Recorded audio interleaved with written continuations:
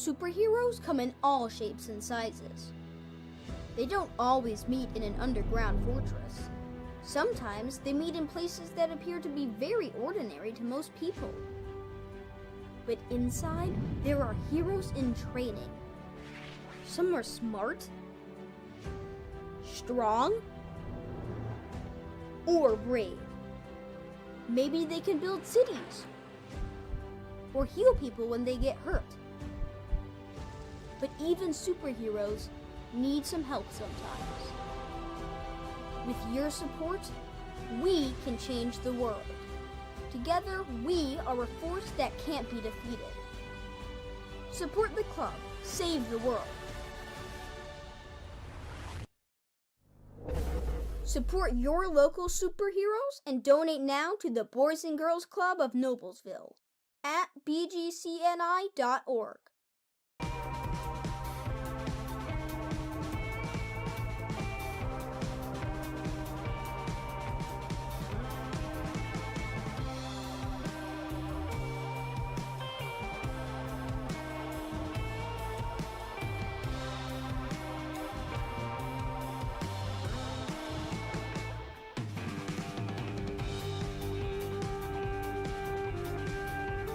It's very true that it takes a village to raise a child. And when it comes to my healthcare village at Community Health Network, it's all nestled right in my phone. Accessing healthcare is the ability to be connected with your provider and ask a question when you need it. I feel like when I'm meeting with a community nurse practitioner or doctor, they're tuned in to what is going on with me and the way that they can serve me best. Stand by me.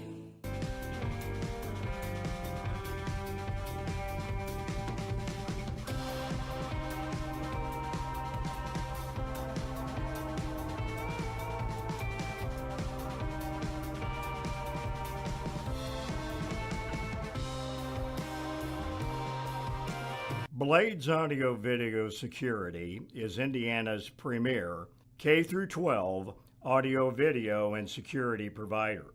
Blades is a design-built firm that provides high-quality solutions that are designed, engineered, installed, and warranted by our team of experts. For 18 years, we've helped schools and local businesses see and hear more clearly. Whether it's your sound system, your displays, your network, or your building security, ask how our experienced team can serve you.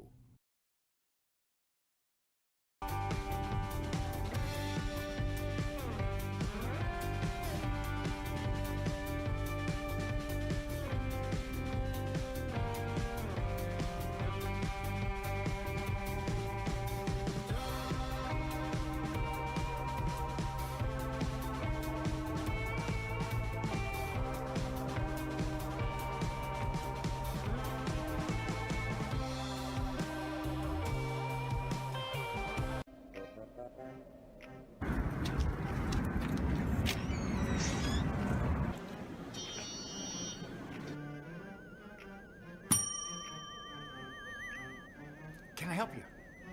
Yeah, I'd like to order a hamburger, fries, salt, maybe a large vanilla shake. Yeah. This is a trophy shop, can't you tell? You got a counter right here. Isn't this where you place the orders? We sell trophies, we sell plaques, we do embroidery. No food. You got carry out? Unlike the internet, everything that you need we have here at the shop. Very unique. You order today, carry out tonight. That's our version of carry out. All right, I'll take one of everything. Well, that may take a little longer. We'll have it for you tomorrow night. You know, Jim, I'll be back tomorrow to pick it all up. We'll wait for you. Don't wait long.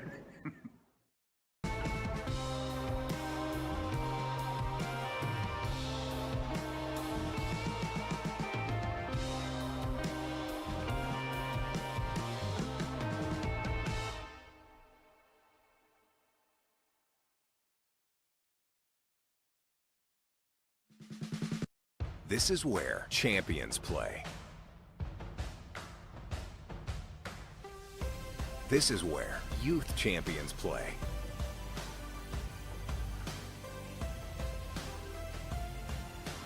This is where collegiate champions play.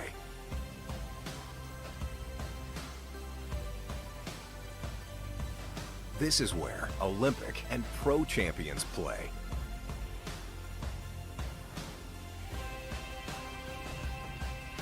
This is where all champions play.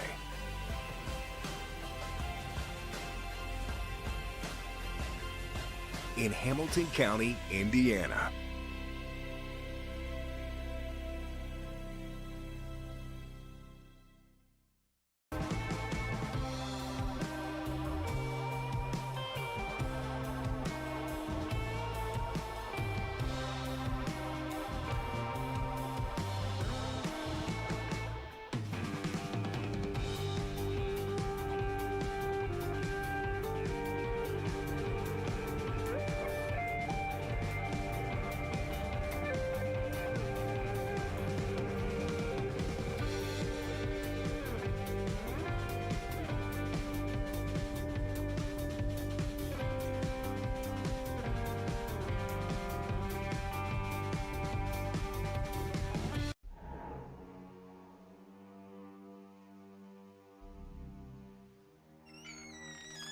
Can I help you? Yeah, I'm looking for Logan Street signs and banners. You found us. But this ain't Logan Street. This is South 10th. We moved 22 years ago. Well, how come you didn't change the name? That would have just confused people.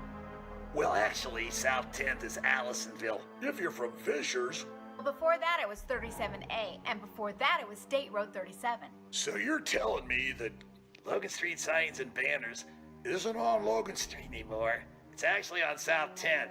That's Allisonville and Fishers. And before that, it was 37A and 37? So you got that straight? Logan Street signs and banners conveniently not located on Logan Street, but rather South 10th Street in Noblesville. Exactly.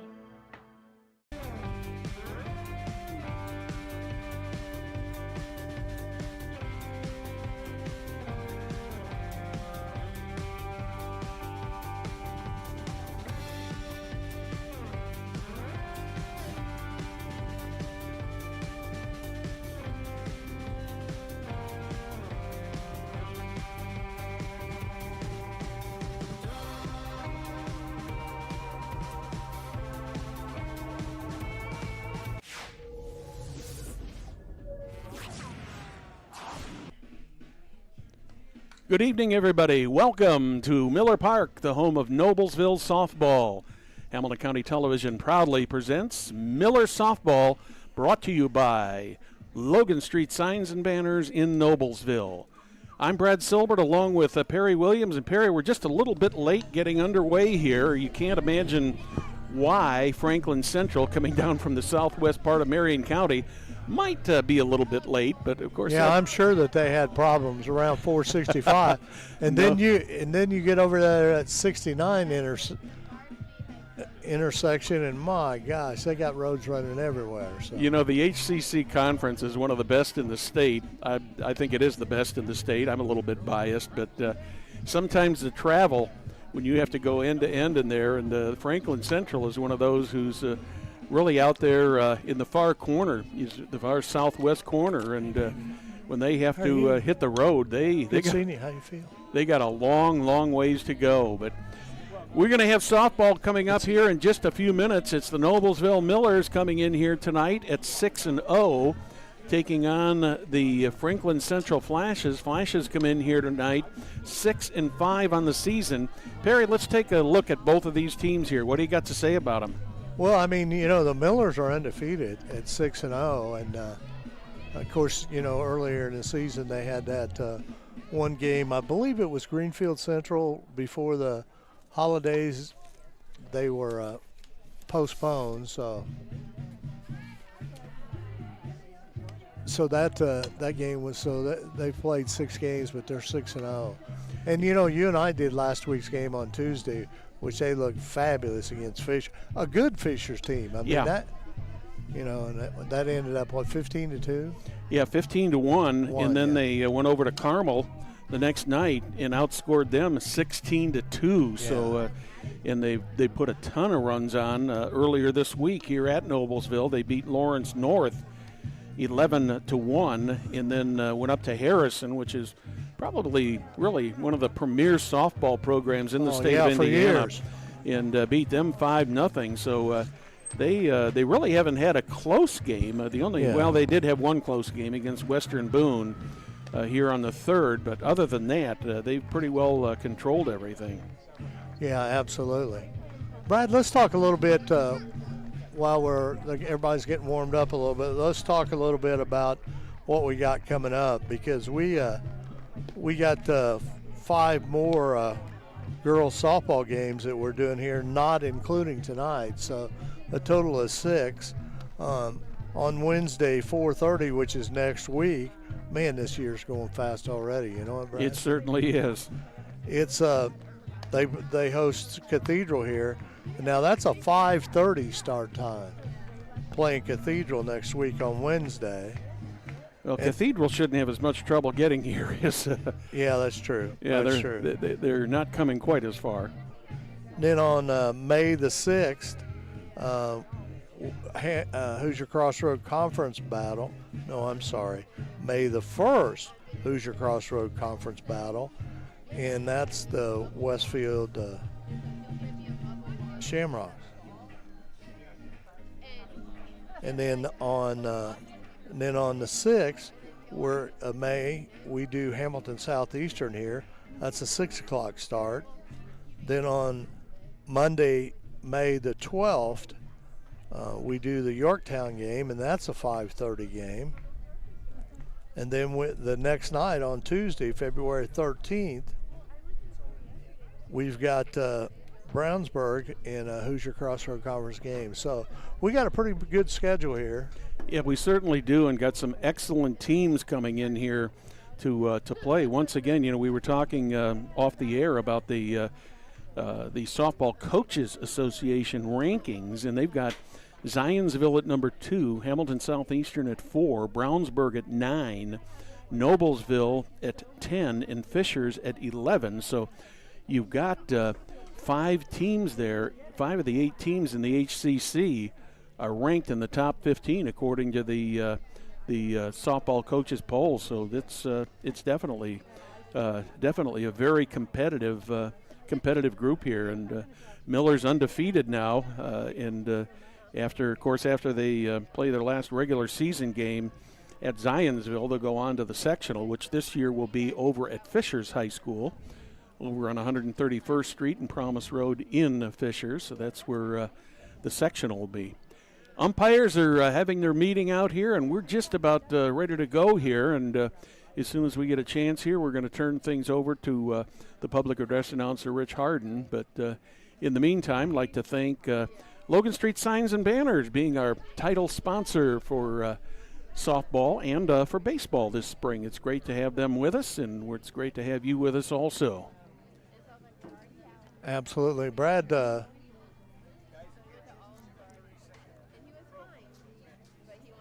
okay, we'll switch over and do a 30-second promo for the bed race. It's coming up, I think, May the 6th. But all the information showed on there, so.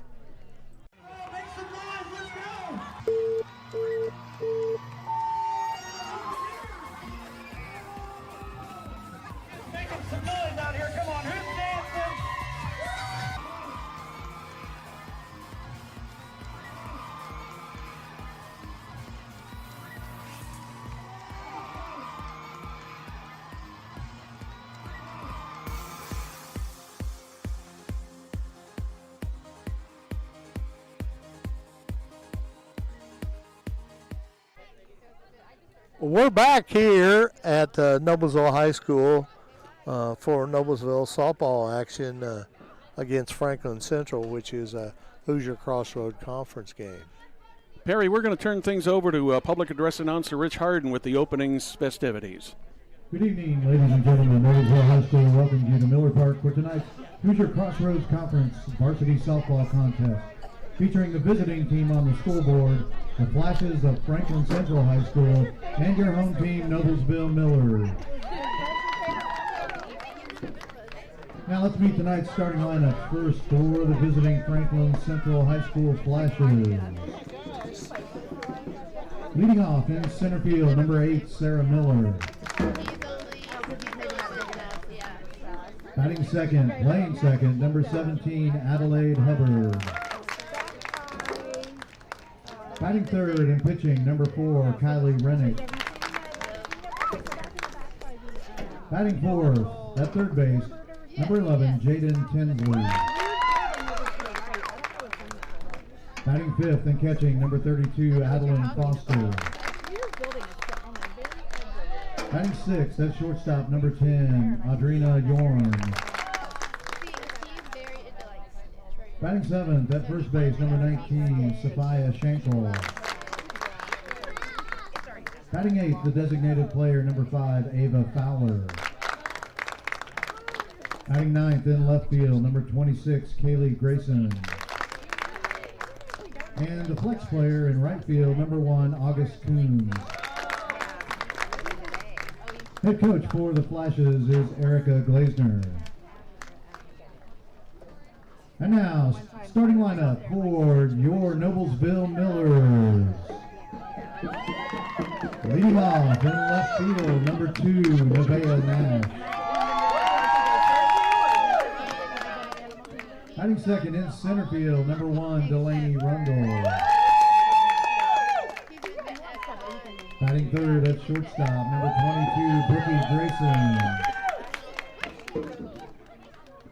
Batting fourth and catching, number 4, Reese Newsom. Batting fifth at second base, number 7, Addie Emerson. Batting sixth and pitching, number 8, Addison Retzinger. Batting seventh in right field, number 17, Izzy Zapp.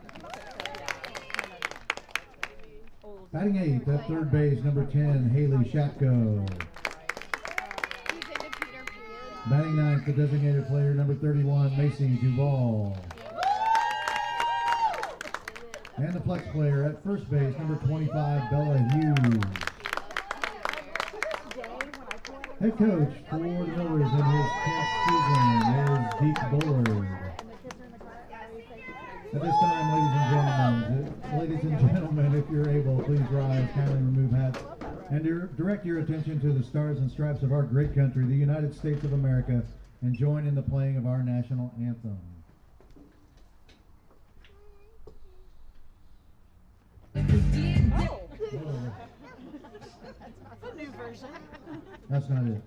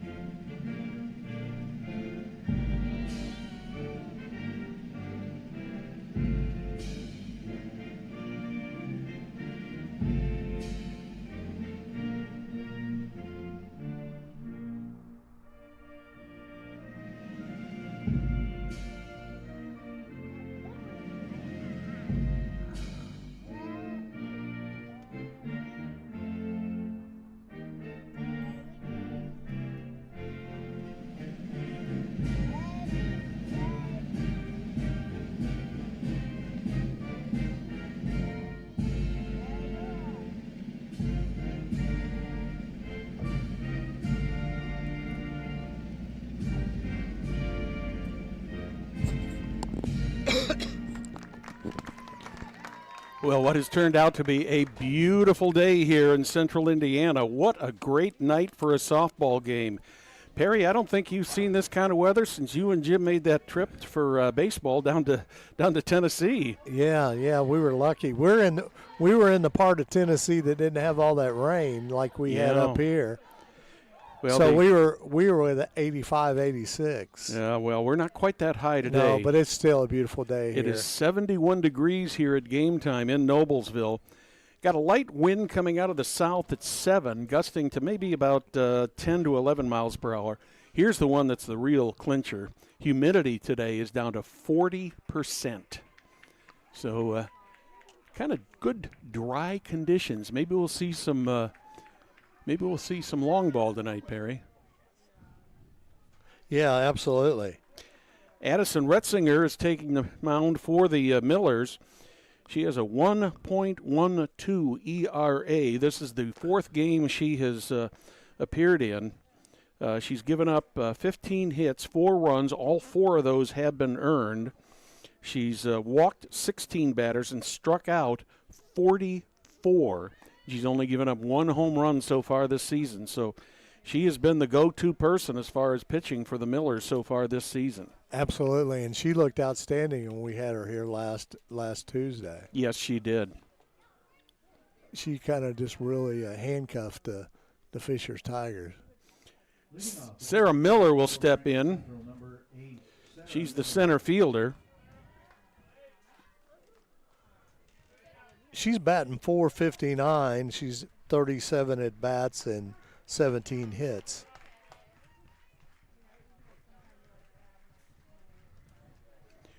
Be interesting to see how the both of these teams come out in this game, if they will try to come out aggressive and try to get an early lead or not. That one's going to be just a little bit outside, going to even up the count at 1-1.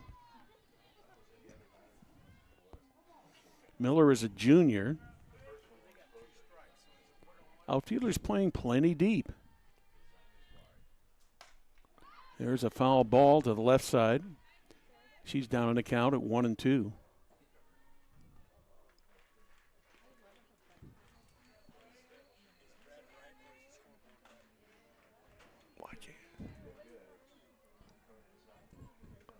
Brad, the scoreboard says 0-2. I thought the second pitch was a ball. We'll find out here shortly. She fouls this one back. We know there's at least 2 strikes.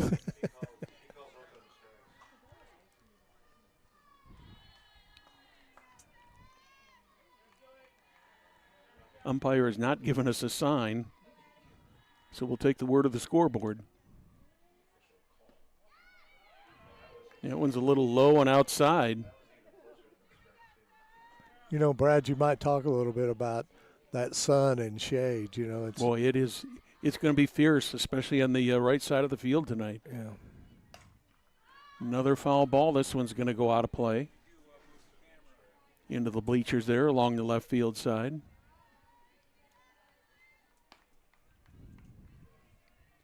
And as that sets, it's going to be more and more of a problem for the first baseman, second baseman, and for the right fielder. Yeah, because they'll be in shade and sun. The 1-2 on the way. That one's outside. Evens up the count at 2 balls, 2 strikes.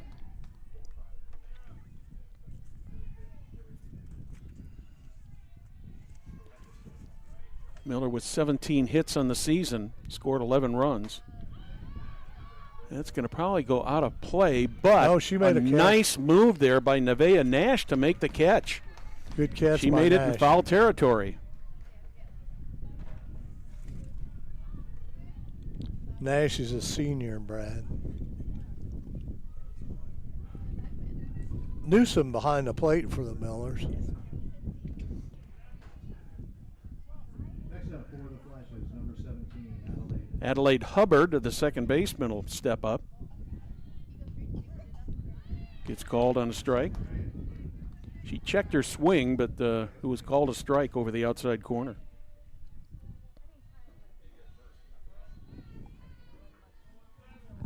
She comes in batting .300. Pops that one up. Right fielder Zapp is there, and she's got it. Did you notice how she was shading her eyes there, Perry? She was looking right into the sun. So 2 up and 2 down on flyouts to the outfield. That'll bring up the pitcher, number 4, Kylie Rennick. Rennick is a .412 hitter. You know, on that hit to left field, Nash is pretty quick out there because she got to that ball pretty quick. I didn't think she was going to make the catch.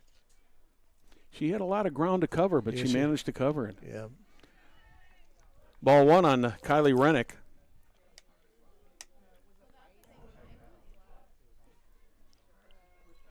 Rennick, a junior. Swing and a miss, evens it up at 1-1.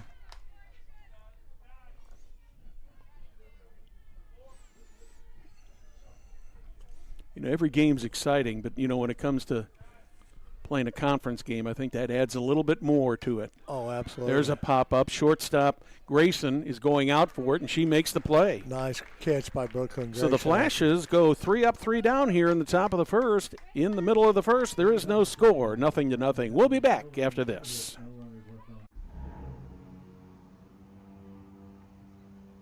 Can I help you? Yeah. I'm looking for Logan Street signs and banners. You found us. But this ain't Logan Street.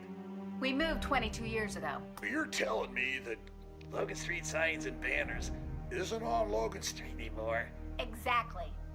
So what are you saying? Logan Street signs and banners conveniently not located on Logan Street, but on South 10th Street in Noblesville, Indiana. Welcome back to Miller Park. I'm Brad Silbert along with Perry Williams. We're through the first half of the first inning, and the Millers managed to put the Flashes out 1-2-3. So we'll have to see what the Millers do here. They have come out aggressive in almost every game that they've played. When we had the game here last week, they scored 3 in the first, 3 in the second. I think it was 4 in the third. They had a total of 15 runs in that game, but they came out and the bats were swinging, and away they went. Brad, in between the innings here, the Tipners stopped by, Dad Matt and daughter Meredith Tipner, who is an Indiana All-Star for basketball, and also Miss Soccer for soccer. Quite the athlete. Yes, she is. I got to tell you, Perry, watching her play for the 4 years she played here was just, it was a pleasure. Oh, absolutely. It was it was short of an honor. Yeah. Kylie Rennick comes in here with a 6.05 ERA. She's 2-5 on the season. She's pitched 37 innings, allowed 49 hits, 39 runs, of which 32 were earned. Her walk versus strikeout, she's walked 15, she's struck out 32. So a little bit high ERA, but softball tends to be at times a higher scoring sport too. Absolutely. And Nevaeh Nash will step in to open it up for the Millers. Nash is hitting .556, 18 at bats and 10 hits, 7 RBIs. Looked like she was going to try to slap at that, and it was high and outside for ball 1.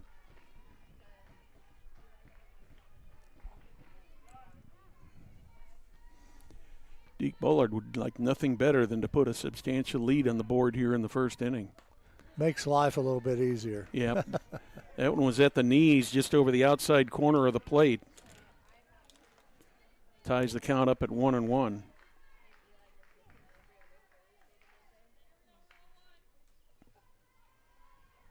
The 1-1 pitch on the way. That's high. Quite high, to say the least. She'd have had to have a 6-foot step ladder to reach that one. Yeah, certainly. Boy, Brad, from the view we have, this field looks beautiful. It does. Especially it looks with fantastic. all the rain we've had. Yeah.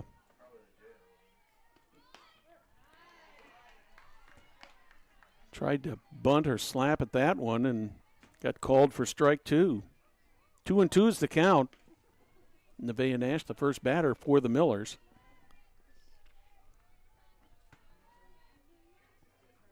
Here comes Rennick's 2-2 pitch. It's a little bit high. Thought it caught the outside corner of the plate, but it must have been just a tad high. Full count.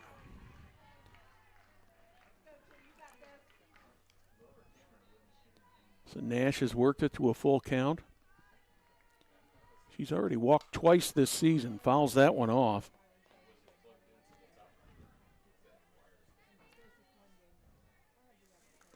She's only struck out 3 times in the season. You know, the one good thing about her is she's got good wheels, too. Oh, yeah, she's quick. You know, because she's already hit a triple this year. And another full count pitch. Slaps that one away to the left side again. Good battle going on out there.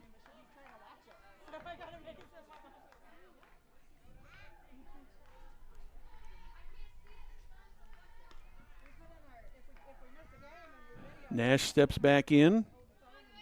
Rennick is ready to deliver. That one's popped up. The left fielder. No, that was the short. Was it left fielder or shortstop? Yeah, left fielder. She was playing very, very shallow. They had her well played. So that's one down for the Millers. That'll bring up Delaney Rundle. Rundle, part of that outfield crew, playing center field. When I looked out there in left field and saw the name Grayson out there, I was a little confused because we have Brooke Grayson that plays for us. So. Mm-hmm. Yeah, this is Kaylee Grayson who made that play. Yeah. Fielders are playing the outfielders are playing well, the very first two shallow. hitters are slappers. Oh, hot shot right at the shortstop. Audrina Yorn grabs that one for the second out. 2 down, that'll bring up Brooklyn Grayson, the Miller shortstop. Another 500-plus hitter. Yes. 14 at bats, 7 hits, 3 RBIs. One of 3 Millers batting 500 or better. Takes the first pitch for ball 1. Next season, she's going to play for softball for the Duke Blue Devils. That's quite a feather in the cap. Yeah, you know, the one thing about it is we're seeing a lot more kids in all sports going to big schools and going out of state. And good eye there. Yep, inside. ball 2.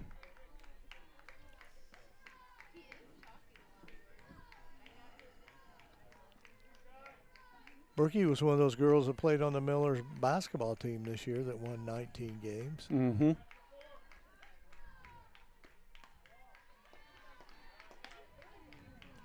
Three and 0.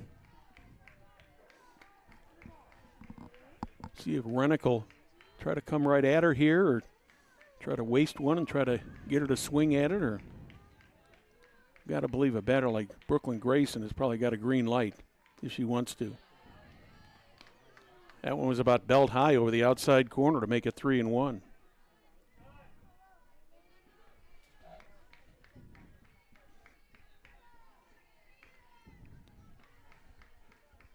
Two down, bottom of the first. 0-0. Another strike. That looked a little high from this vantage point. A little high and outside a little bit. Oh, well, he has a better view than we do. Yes. And I'm just off slightly to the right side here, so. That's going into left field. That's going to go over the head of Kaylee Grayson. They didn't have her played very well, did they? No, they didn't. And her counterpart, Brooklyn Grayson, ends up on second with a double. But, you know, she approached that when she came in there, those first 2 pitches, she was acting like she was going to slap hit. Yeah. So that brings them in. But Brooke Grayson can put that ball anywhere on the field. She's an exceptional softball player. Reese Newsom, the catcher, steps in. Man, this gal hits with a lot of power. Oh, she does. 20 at bats and 9 hits and 4 home runs. So, in addition to 11 RBIs. Yeah, I mean, she can stroke it. She puts one in the gap, and the Millers will take the lead here. Yeah. A little bit high in the first pitch.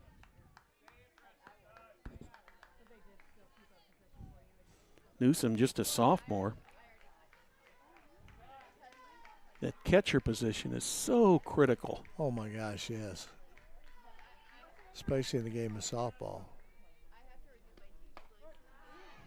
That one hits the lower outside corner to even up the count at 1-1. Because I always think, Brad, that softball and baseball is a lot different because, you know, really softball is a finesse game. And, you know, you can see a lot of bunting, seeing a lot of steals and slap hitting, and it's a lot different game. Swing and a miss. Gave her an off speed, and she got out in front of it. Yeah. So Newsom is in the hole at 1-2. Brooklyn Grayson on second. Newsom at the plate. Inside, evens up the count at 2-2. Rising fastball that got a little bit high and a little bit inside. Yeah.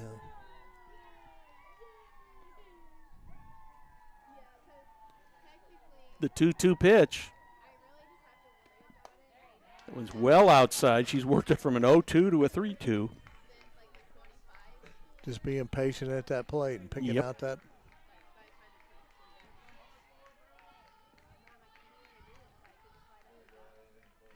Home plate is now in the shadows, where the pitching circle is still in the bright sunlight. Does a good job of fighting that one off to stay alive and at 3-2. Now the wind seems to be dying down. We haven't said that for a while. No, we haven't. It's been so windy and so blustery. It's good to actually feel some spring weather. Yeah. There's a grounder going to third. Tinsley scoops it up. And Sophia Sharpnell makes the play. So in the bottom of the first for the Millers, no runs, one hit, no errors, one left on the bases. At the end of one, there is no score. You're watching Hamilton County Television Sports, brought to you by Logan Street Signs and Banners in Noblesville.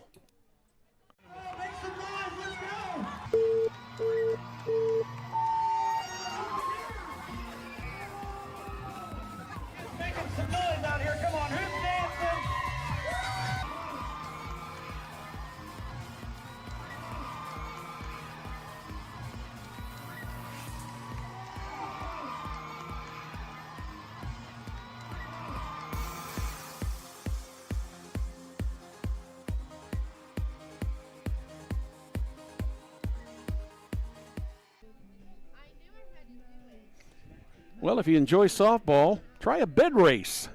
That's right, May 30th from 6 to 9 in downtown Noblesville. Our good friend Jim Wofford will be broadcasting that event. That's a pretty nice event in downtown Noblesville. And, at the same time, they have a pork chop festival down there. And you can come down and get you something to eat. Sounds like a fun time, Perry. Yeah, it certainly is. You know, when I was much, much younger, I worked up in Fort Wayne, and we had a raft race up there every year down the St. Joe River. That was always a lot of fun. You didn't have horse and buggy races or nothing at that same event, right? Thanks, Perry. You're almost as old as me. I know that. Jaden Tinsley is leading off for the Flashes. She's up there with a 1-1 count.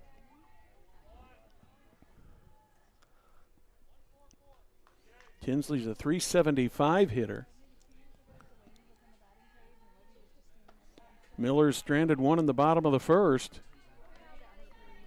Flashes went 3 up, 3 down, and 3 pop-ups. 2-1 now. 3-1. Brad, it can be a little tricky right now in that infield because on the left side there, the shortstop and third baseman are playing in the shade. Yeah. But a little ground ball put them in the sun pretty quick, or a pop fly. That one's fouled straight back. So full count. Makes it a full count. We've had a lot of full counts already early in this game.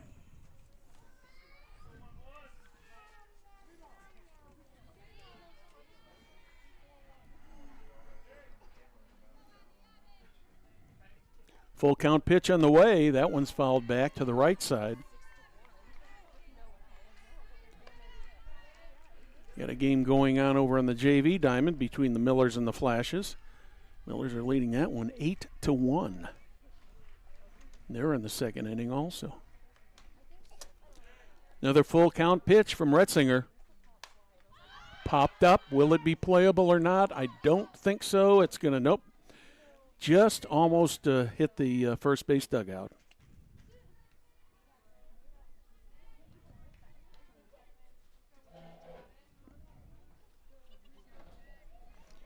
So Jaden Tinsley will step back in. Still a full count.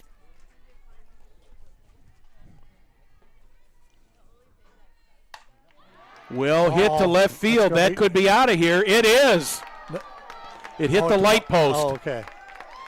So Jaden Tinsley is going to touch them all for the first run of the game.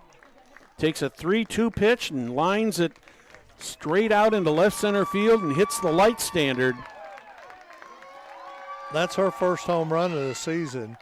She has a couple of triples and 3 doubles, but that's her first home run. So the Flashes draw first blood in this match.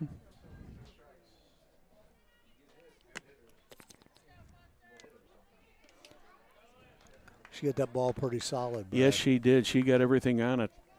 375 hitter. And as you said, that is, let's see, that's her first home run of the season. Adeline Foster, the catcher, steps in. Takes the first one for ball 1. Foster batting .290. She's had 31 at bats and 9 hits. 7 RBIs. She has a couple doubles on her.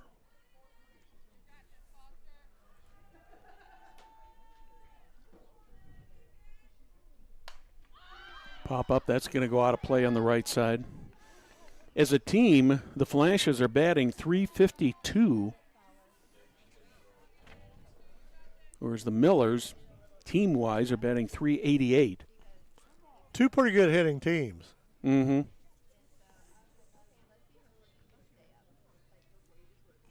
1-2 pitch. High and outside. Evens it up at 2-2. No outs, 1 run in.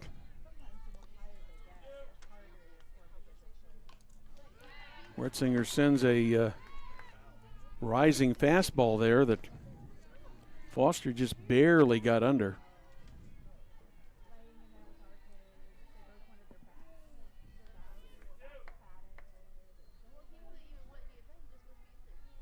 The 2-2.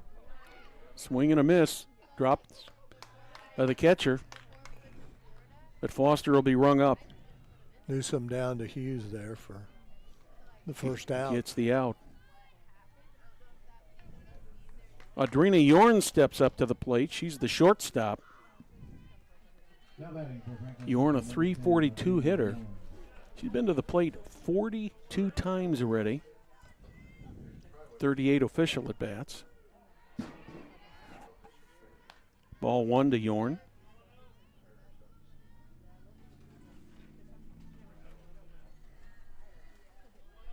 Retzinger checking the wristband there to make sure she gets the pitch right.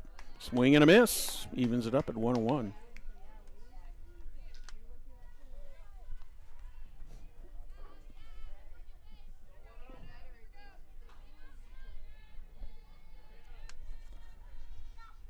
Here comes the 1-1 pitch. Nice off speed. Addison Retzinger did a great job of freezing Yorn on that pitch. She sure did. 1-2 on the way. A little bit low, evens it up at 2 apiece. You know, one thing about Franklin Central, Brad, that they've hit 29 doubles for this season. Of course, they played 11 games. Yeah. But there's one in the right field. If that stays, is that a fair ball? Nope, it's foul. Nope, the home plate umpire called that a foul ball. We could not see that. The line was blocked by the dugout, but home plate umpire was rather quick in making that determination. So we'll try it one more time here. The count at 2-2 on Audrina Yorn.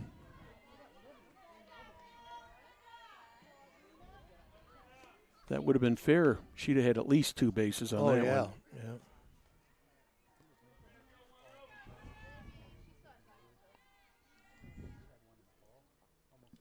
2-2. Ooh, that bounced and got the umpire right in the stomach.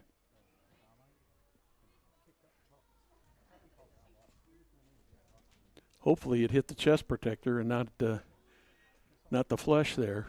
You could see him jump. Full count, 3-2. Adrena York. Ready. We got 1 out. Addie Retzinger ready. Retzinger takes a little walk around the circle.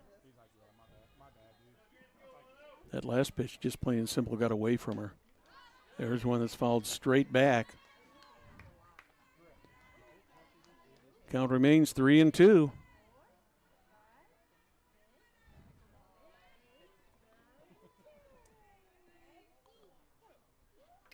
A leadoff home run has given the Flashes the lead in this game, 1-0 lead. There's a hit into left field. Nice line drive.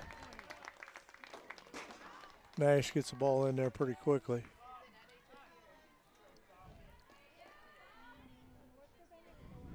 So the Flashes have got runners back on the bases again.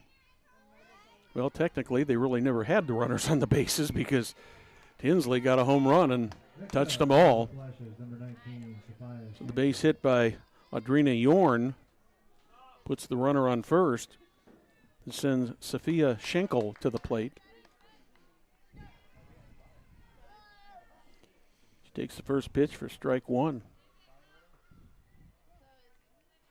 1 down here, top of the second. Gonna get her. What a perfect throw down there, Brad. Great throw by Reese Newsom. And a good tag there by Brooklyn Grayson. Grabbed that. And so Adrena Yorn is out 2-6 for the second out. That's a big out right there. Yes, it is. Keeps the runner out of scoring position, too. Yeah. Not only get the out, but clear the bases. Anytime you can keep runners off the base in softball or baseball, Schenkel is up there now 0-2. Fouls that one back. Yeah, I'm kind of glad that they got these nets here now. A couple seasons ago, they didn't have the net that caught the balls coming down, and they could really do some damage to the people here. But there's not only the vertical net, but there's a horizontal net here, too, that protects us spectators. And the one thing, the way they got it set up now with the nets, it's over both fields, so you don't have to worry about balls coming from the other field behind home. Another 0-2 pitch. There's a line drive. There's where that caught stealing that the Millers managed to get right there. That makes for a big play there. Third hit of the inning. Down to the number 8 batter in the Flashes lineup. That'll be the designated player, Ava Fowler. At the plate for Franklin Central, number 5, Ava Fowler. She's only had 6 plate appearances, but she's batting over .600. Strike 1 on Fowler. She's a sophomore. So at the beginning, she probably didn't start of the season.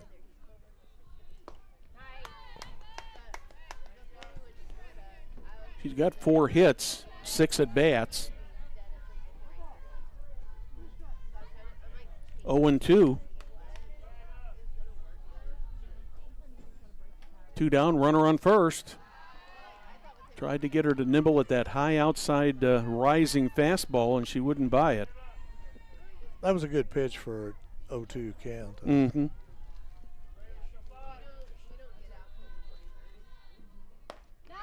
Swing and a miss. The top of the second is over. So in the top of the second for the Flashes, 1 run, 3 hits, no errors, 1 left on the bases. Middle of the second, scores the Flashes 1, Millers nothing. You're watching Hamilton County Television Sports, brought to you by Logan Street Signs and Banners in Noblesville. Can I help you? Yeah. I'm looking for Logan Street signs and banners. You found us. But this ain't Logan Street. We moved 22 years ago. You're telling me that Logan Street signs and banners isn't on Logan Street anymore? Exactly. So what are you saying? Logan Street signs and banners conveniently not located on Logan Street, but on South 10th Street in Noblesville, Indiana. Welcome back to Miller Park, the home of Noblesville softball, as you can see right across the middle of your screen there. An absolutely gorgeous Tuesday afternoon here in late April. Miller's got some work to do here, Perry. They're down by 1. They're not accustomed to being behind, but this is a team that's got the power and the ability to easily make up a 1-run deficit. We're going to have the 5, 6, and 7 batters in Deke Bullard's order come up to face Kylie Rennick.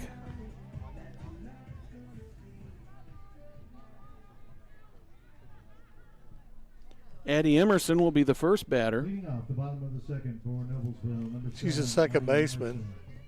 She's batting .421, 14 at bats, 6 hits, 6 RBIs, and she has a home run. There's a bouncer to the shortstop. Yorn grabs it, gets it over to first. 1 pitch, 1 out.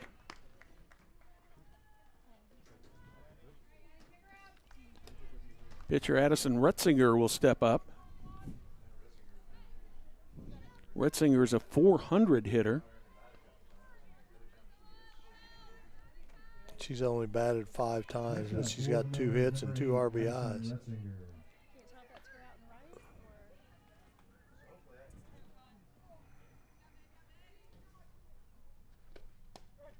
That's a nice strike at the belt over the outside corner.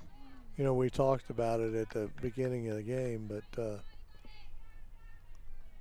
Franklin Central has played 11 games and the Millers have played 6 because they had one that was rained out. That one's inside, evens it up at 1-1.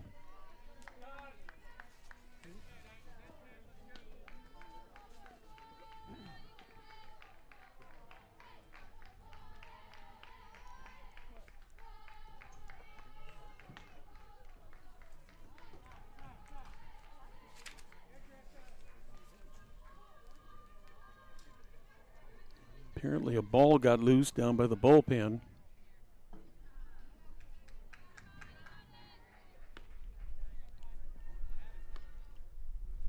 We're ready to go back to action. 1-1 count. That's a little bit inside.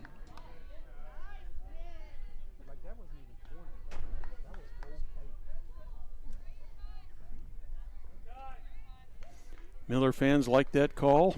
Flashes fans are going, oh my, that didn't look that inside. 2-1. That one hit the outside corner, evens it up at 2 balls, 2 strikes. Izzy Zapp on deck for the Millers.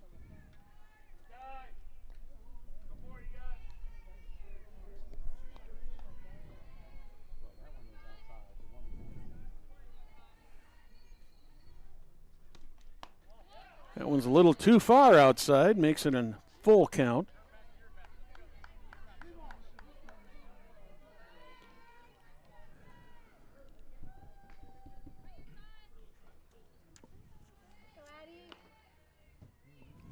Fourth time in this game already that Rennick has gone to a full count.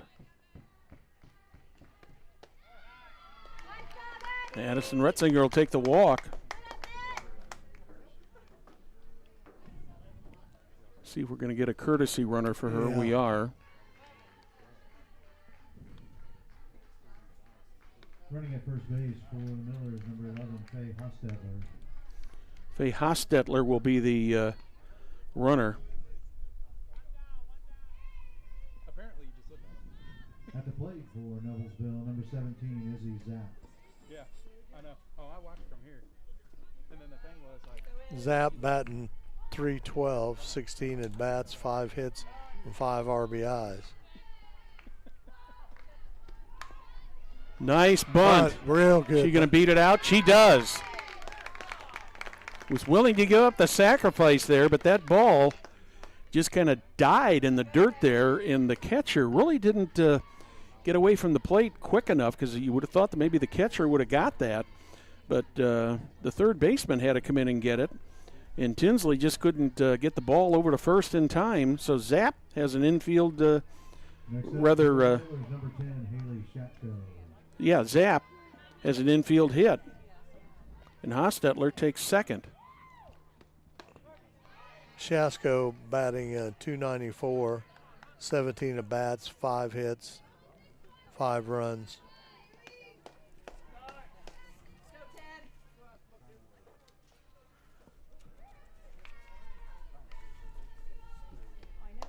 Ooh, big swing and a miss, 0-2. 1 out here. We're in the bottom of the second inning.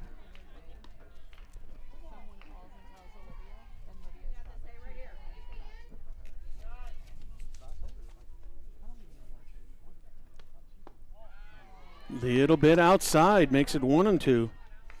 Good eye there by Shatko.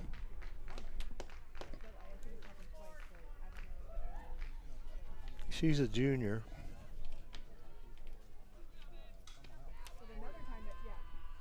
The 1-2 pitch. That one's going to go into left field. We should have a tie game here. Will there be a play at the plate? No. The ball is cut off at the mound. So Faye Hotstetler ties this game up on the single by Haley Shatko. On the play, Izzy Zapp advances to second. First run, second hit of the inning for the Millers. That'll bring up Macy Duvall. Now batting for Noblesville, number 31, Macy Duvall. Macy's at the plate 12 times, got 6 hits and 4 RBIs, and she's got a home run. Runner's got a really, really big lead there, but did get back in time. Catcher Adeline Foster never threw to a base, but Izzy Zapp was almost halfway between second and third. Tried to bunt there with 1 out, advanced the runners, and ball fouled just about straight back. 1-1 count.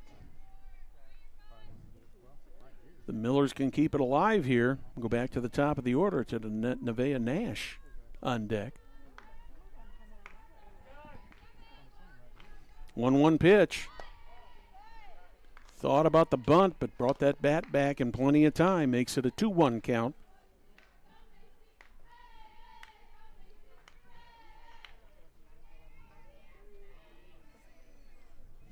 We're all tied at 1 here in the bottom of the second.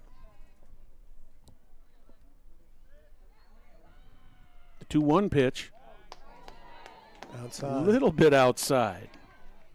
3-1 here. 3-1. The ball will load these bases with the top of the order coming up. Duvall is a 500 hitter also, Perry.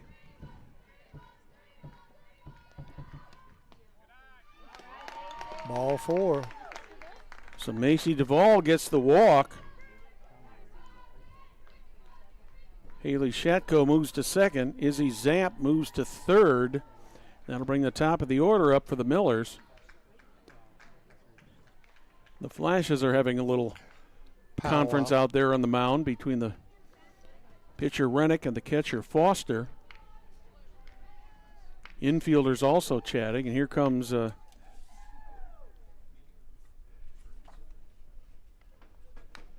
coach Erica Glazner out.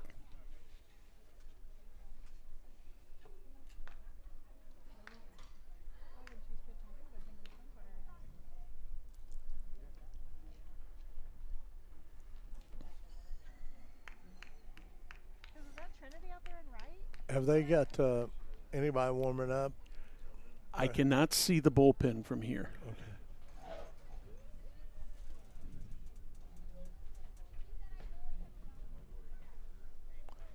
Our boss says nobody is warming up. I would agree with him. I just stepped to the back of the press box and do not see anybody down there. Bases loaded here. Coach is talking to just the pitcher and catcher now. The home plate umpire is going out and saying, come on, ladies, let's get this ball game back underway. So the top of the order is coming up now for the Millers. One down, the bases are loaded. Nevaeh Nash, who flew to left field, her first time up. Left fielder is playing, they're playing Nevaeh very, very close. Yeah, they're playing her as a slap hitter. Very much in. All right, we're ready to go back to action here. First pitch to Nash, high and outside. 1-0.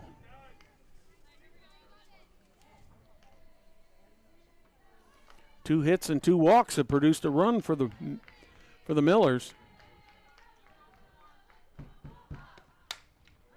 If that stays fair, it could be trouble, but nice catch. It's actually foul. But on the play, Izzy Zapp tags up at third, and so officially Nevaeh Nash will have a sacrifice fly. I thought that ball was going to go foul, and I didn't know whether Grayson would have enough time to get over to it. But she was playing shallow. So. Yeah, she was playing shallow. But Nash has flown to left field twice. So there's 2 down now. Strike 1 is called on Delaney Rundle.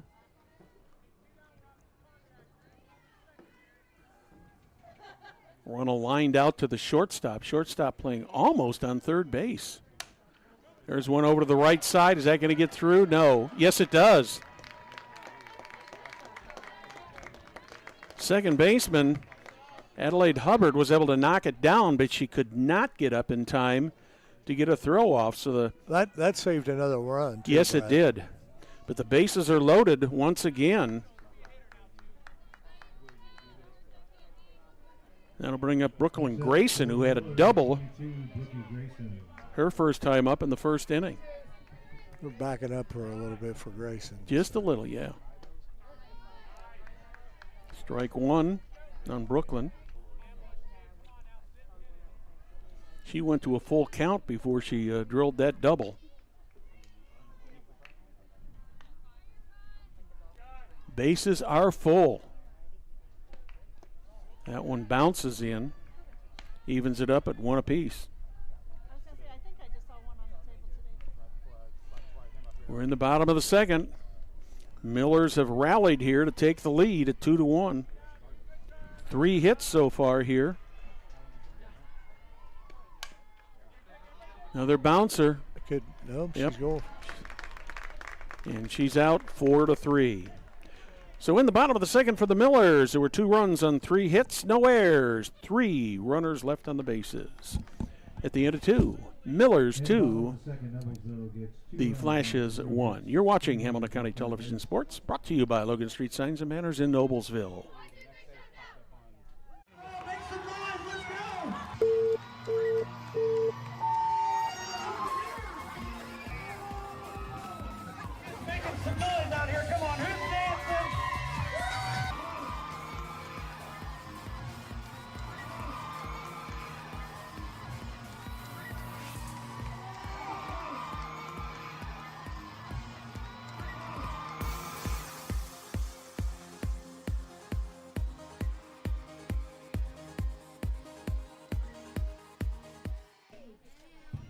Welcome back to Miller Park. I'm Brad Silbert along with Perry Williams. Perry, the second inning was a pretty good inning for both teams. Yeah, and both teams have got 3 hits apiece. So, but the Millers have got 1 more run, so it's 2-1 here. We're going in the top of the 3rd inning.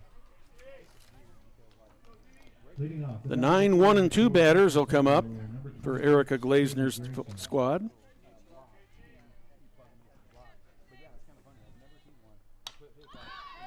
Haley Grayson pops the first one out of play.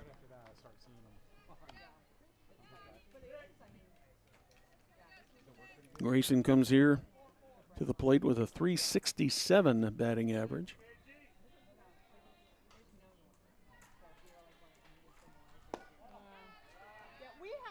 Just a tad low.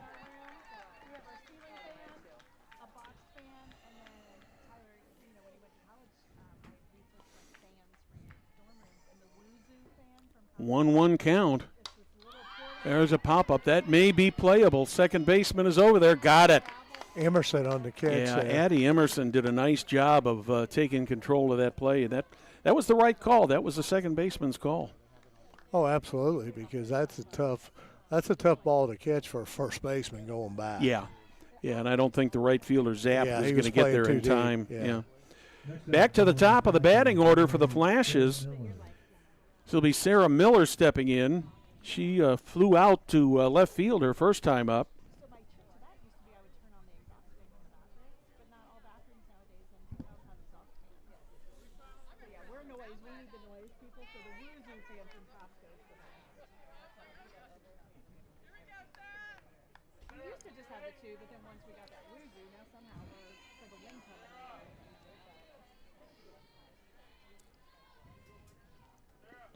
First pitch to Miller. This is on the outside.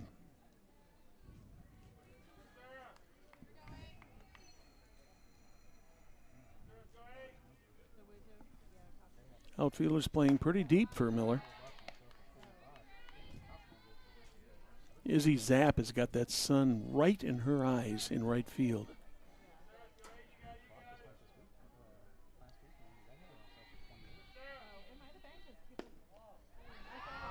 3-0 now.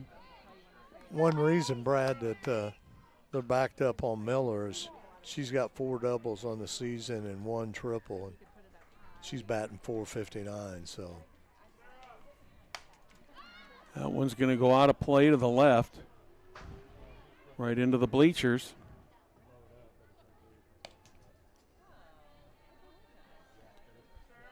So Addison Retzner gets a new ball. Sarah Miller steps in with a 3-1 count again.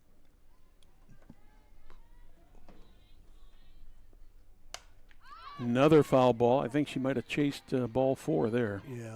It was a little bit outside.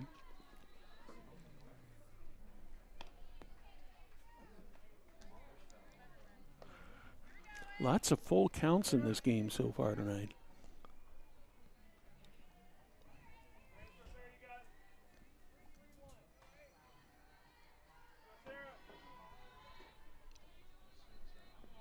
Full count. That one's drilled into left field, just out of the reach of Nevaeh Nash. And Sarah Miller, like you said, she ain't batting .457 for no reason. Another double for her. That was a hard hit ball. Yes, it was. But by them playing back, they were, that's why they got in there so quickly. But she was safe at second, but it was a good solid hit. Yeah, when that first left the bat, I thought that might have enough to get out of here, but then as I followed it, I thought that's going to stay in play. Yeah. First pitch to Adelaide Hubbard is a ball. She flew out to right field her first time up.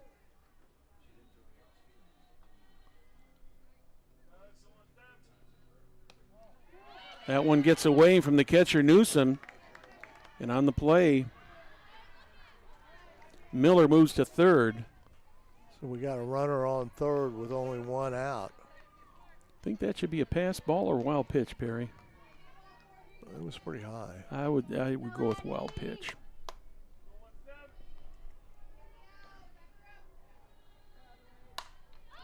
Another one hit to the right side going toward the concession stand.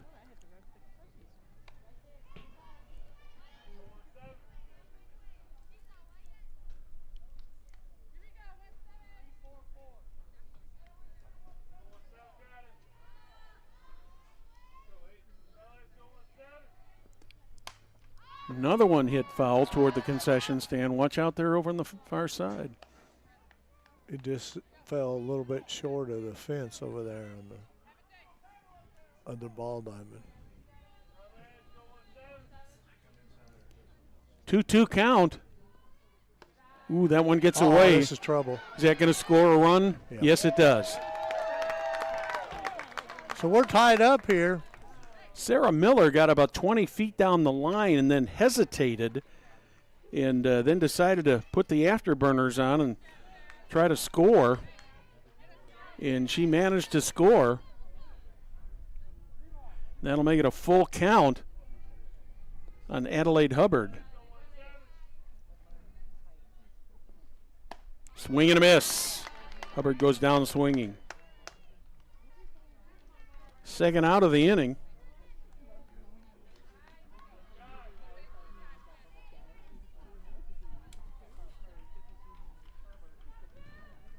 Third strikeout of the game for Addison Retzinger. For the Flashes, number 4, Kylie Rennick. Kylie Rennick popped up to the shortstop her first time up in the first inning. That one hit the net behind us and almost came back and hit the umpire. So 0-1 on Rennick. We're in the top of the third. We're tied up at 2.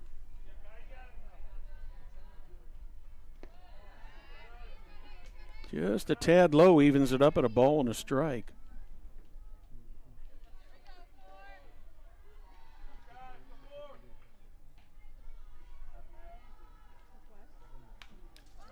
Another foul ball. Tough situation for the batters now, Perry, because the pitcher is still in bright sun. The ball comes through some shadows, and then right in front of home plate, you've got the sun out there again. Batters might be having a little bit of a rough time seeing that ball. Swing and a miss, strike 3. And the inning is over. So in the top of the third for the Flashes, there was 1 run. There was 1 hit. There was no errors. There was 1 left on the bases. Middle of the third, Flashes and Millers are tied up at 2. We'll be back after this.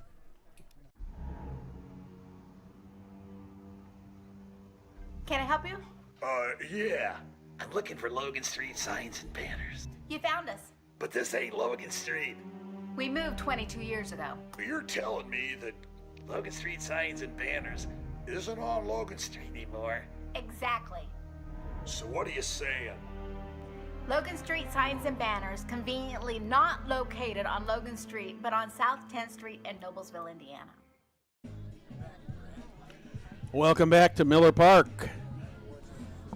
Beautiful, beautiful Tuesday afternoon. Probably, I think, Perry, this is probably the nicest day we've had so far this spring. Very nice temperature. A tie game going into the bottom of the third. A couple of good ball teams duking it out here. The Millers will send Reese Newsom, Addie Emerson, and Addison Retzinger to the plate. Brad, looks like a pretty good crowd here tonight. Not a bad crowd. You know, Franklin Central has brought quite a few people here. Yes, there is a lot of blue out there.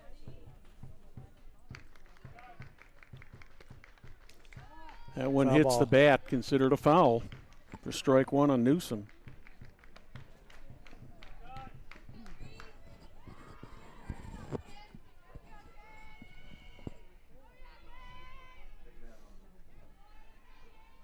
I don't think she intended to swing at that. She just kind of turned and it caught the bat. The 0-1 outside evens it up at 1-1.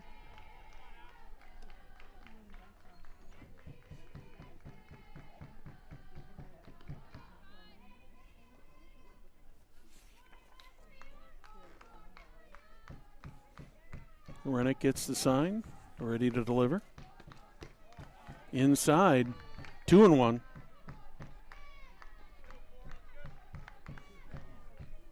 Newsom batting .450 coming into today's action.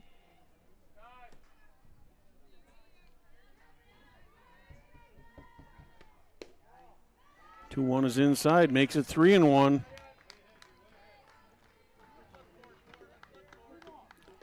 Newsom grounded to third her first time up. A great play by the third baseman Tinsley. Got her at first.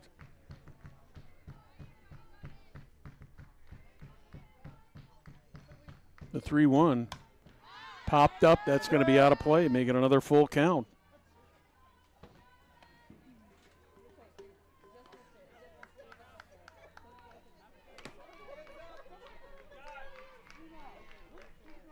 It's the 6th full count the Millers have faced so far tonight.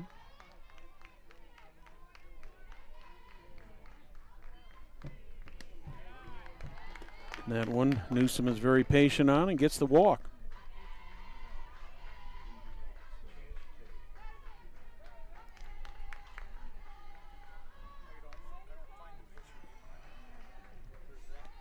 So the Millers have got a runner on first. Addie Emerson steps in, grounded to short in the second inning.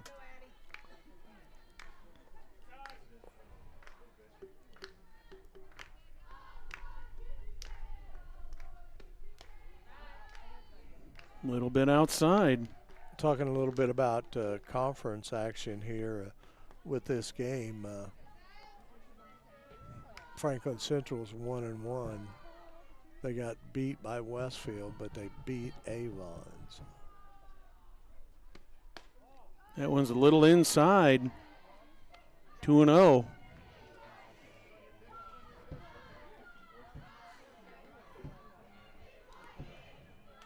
Rennick has yet to strike out any Millers. A lot of chatter in those dugouts, aren't there, Brad? Mm-hmm. That one's fouled. Makes it a 2-1 count.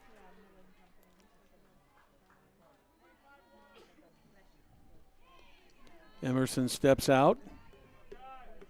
Gets a sign from her third base coach. No outs. Runner on first. There goes the runner. That's popped up.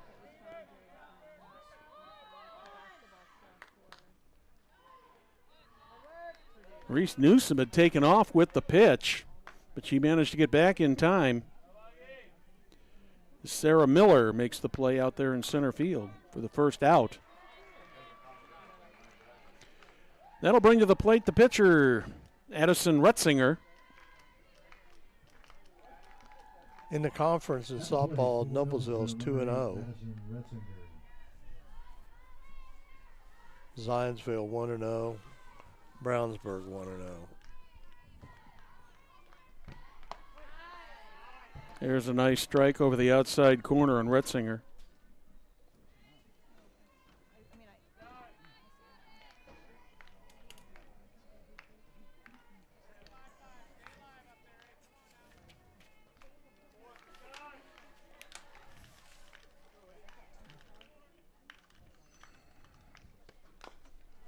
Jams her.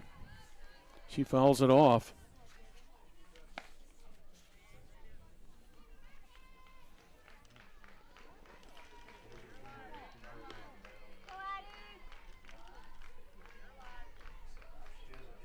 Singer could help herself here.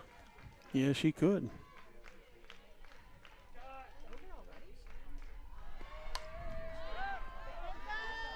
Another one goes foul. Retzinger standing in there with an 0-2 count. She has one extra base hit so far this season. She only has 2 hits. Well, they say pitchers never hit. That one's high, makes it 1-2. Retzinger officially, she's made 8 plate appearances, official at bats 5. She got 2 hits.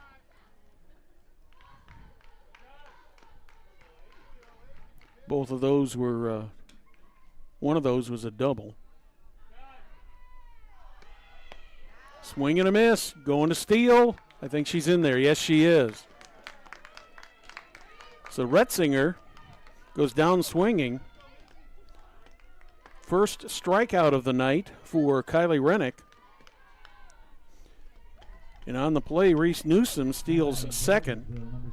Bring up Izzy Zapp. She had a base hit her last time up. Scored the Millers' second run there in the second inning. Base hit now would give the Millers the lead. That's going to be outside on Zapp.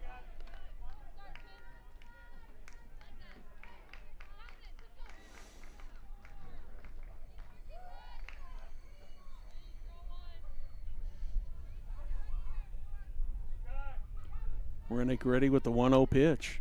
That's way outside. 2-0.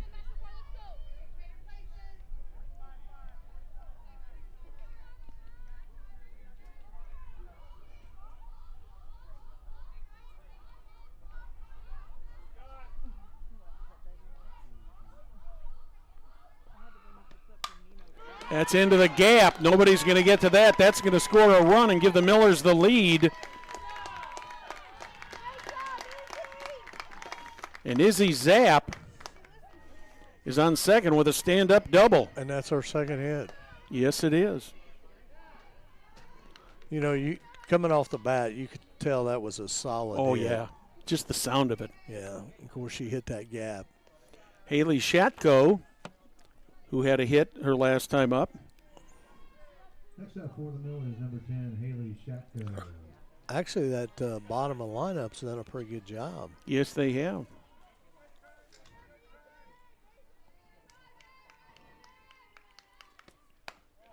That's high and outside. Shatko managed to get to third base in the bottom of the second, but did not score.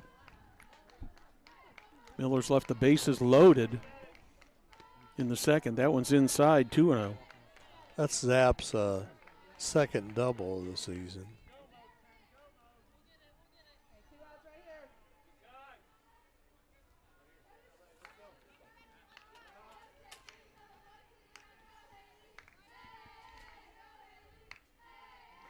Two-0 on the way.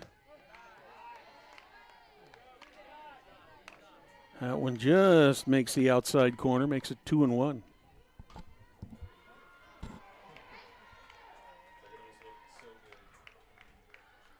Shatko, a junior.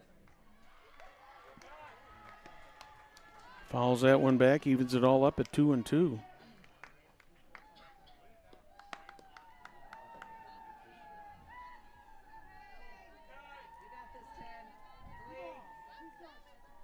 Miller sent 8 batters to the plate in the second inning when they scored 2 runs.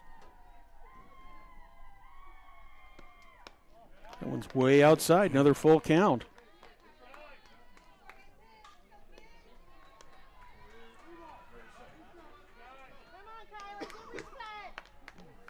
Leadoff walk on Reese Newsom has proved to be the difference so far in this inning. Millers with a runner on second. Full count. Swing and a miss. Haley Shatko goes out on strikes, and that's the end of the third inning. But in the bottom of the third for the Millers, it was 1 run on 1 hit. No errors, 1 left on the bases. At the end of 3, Millers 3, Flashes 2. You're watching Hamilton County Television Sports, brought to you by Logan Street Signs and Banners in Noblesville.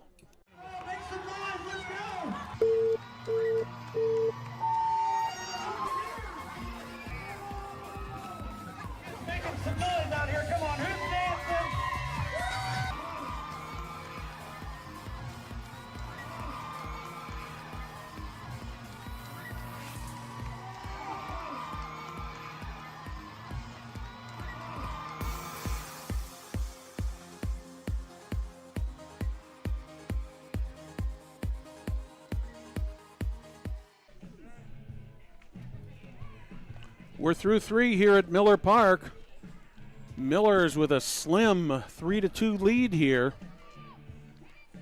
on just a gorgeous April afternoon. Yeah, both pitchers, both teams got 4 hits. So the Flashes in the fourth will bring the 4, 5, and 6 batters up. That one just barely goes under the glove of Bella Hughes. And first pitch to Jaden Tinsley ends up being a base hit. She hit a home run her first time up in the second inning. Hit number 5 for the Flashes. Adeline Foster struck out looking in the second.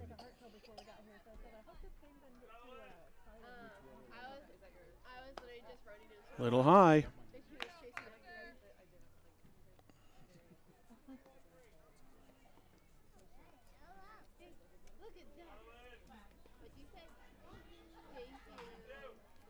1-0.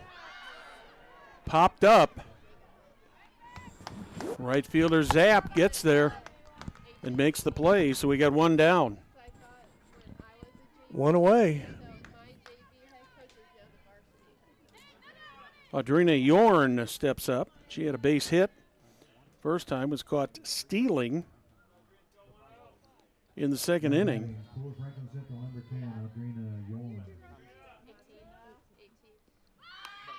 Tries the bunt. It goes foul.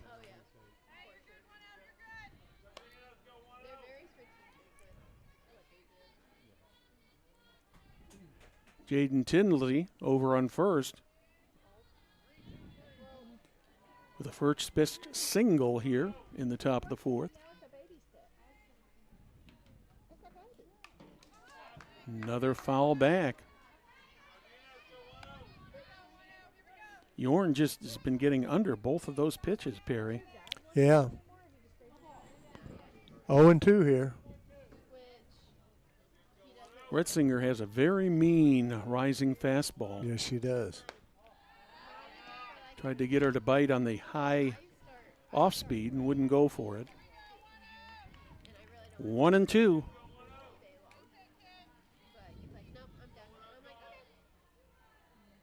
The 1-2. Nice block there by Reese Newsom. Yeah, she kind of lost it there for a second. Yeah, she wasn't quite sure where that was at. She knew she stopped it, but it was, she couldn't see where it was. Another one she just barely got under. You know, when you see those balls coming straight back like that, Perry, that's an indication that, you know, she was on the line, but just a little bit low. Yeah. 2-2 pitch. Driven into That's the. going to be a base hit. That one's going to go all the way to the wall. It got by Nash. Let's see what they're going to do here. We're going to have runners on second and third with one out.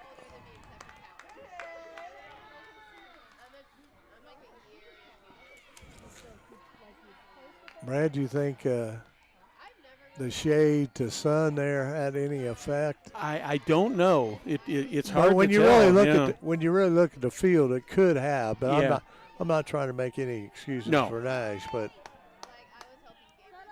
I'm just trying to explain to the people how. Sophia Schenkel steps up to the plate. She had a base hit her first time up. She gets a hit here, and the Flashes can take the lead. Because that right side of the field, you know, they're still playing in sun. Yeah. Well, left fielder Izzy Zapp, she's in the shade. Or right fielder Izzy Zapp is in the shade now. Another swing and a miss by Schenkel. She took an 0-2 pitch in the second and got a single.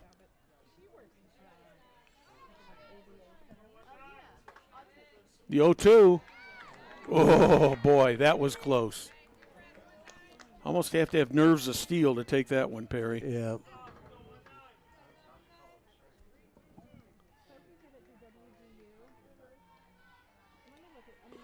Count is 1-2. Swing and a miss. Big out there. Brad, that's Rutzinger's 5th strikeout of tonight. 2 down. She hadn't walked anybody. No, she is not. She's given up 6 hits. Strike 1 on Ava Fowler.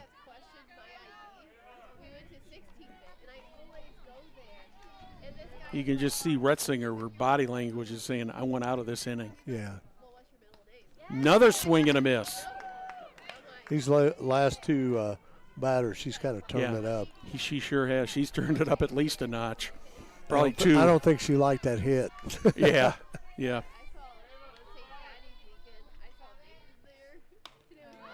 Foul ball, 0-2. She's already struck out, as Perry said a moment ago, 5 in this game so far through 3 2/3 innings.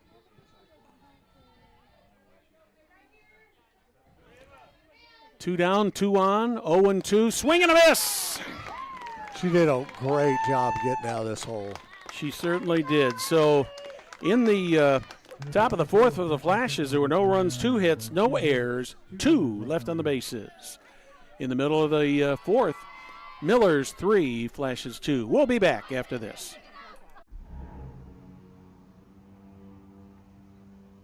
Can I help you? Yeah. I'm looking for Logan Street signs and banners. You found us. But this ain't Logan Street. We moved 22 years ago. You're telling me that Logan Street signs and banners isn't on Logan Street anymore? Exactly. So what are you saying?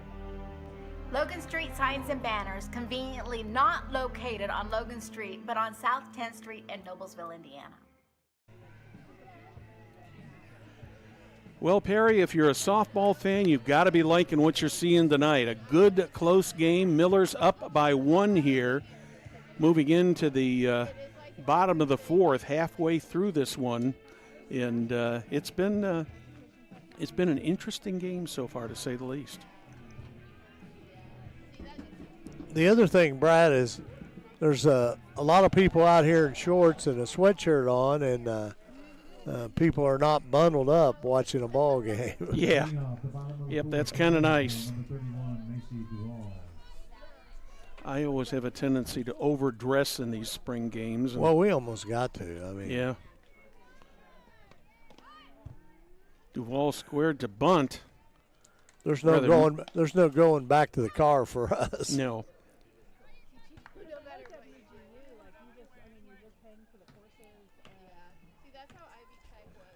Duval, the number 9 batter. First pitch is called a ball.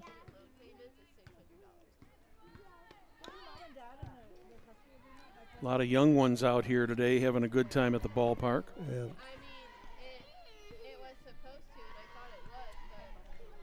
I'll tell you what, when I was young at a ballpark, I never had a bad night at a ballpark. No. Especially if I had a little money in my pocket. Yeah. Nothing better than a hot dog at the ballpark. Or when you're young like that, you used to. Well, you remember back in our days, if you got the foul ball, you took it to concession stand and you got a free drink, a fountain drink. No bottles, just fountain drinks. A popcorn. 1-2 pitch to Macy Duvall is high and outside.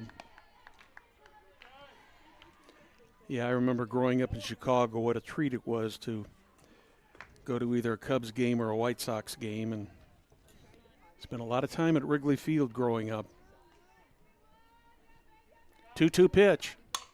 There's a hot shot. Knocked down by the center fielder. Good reaction there by Sarah Miller in center field to hold Macy Duvall to a single. 5th hit of the game for the Millers, and we're back to the top of the order with Nevaeh Nash stepping in. She has flown to the left fielder, Sarah Miller, twice. Both of the plays were made right on the foul line.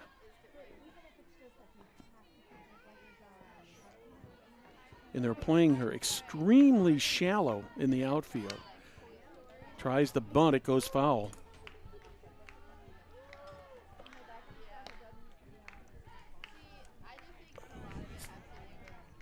So Nash comes back to the plate.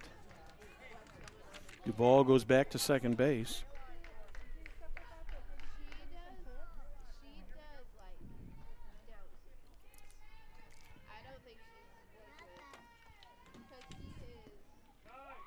Miller's with a runner on first, no outs. Nash thought about swinging at that, but the ball got away from the catcher, Adeline Foster, and on the play, Macy Duvall takes second. I think that was a straight hit and run, Perry. Oh, yeah, because Duvall's got good speed.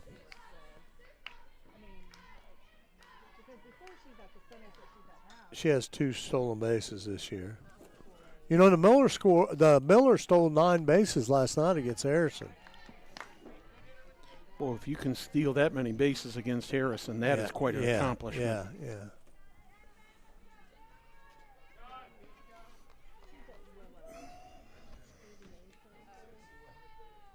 1-2.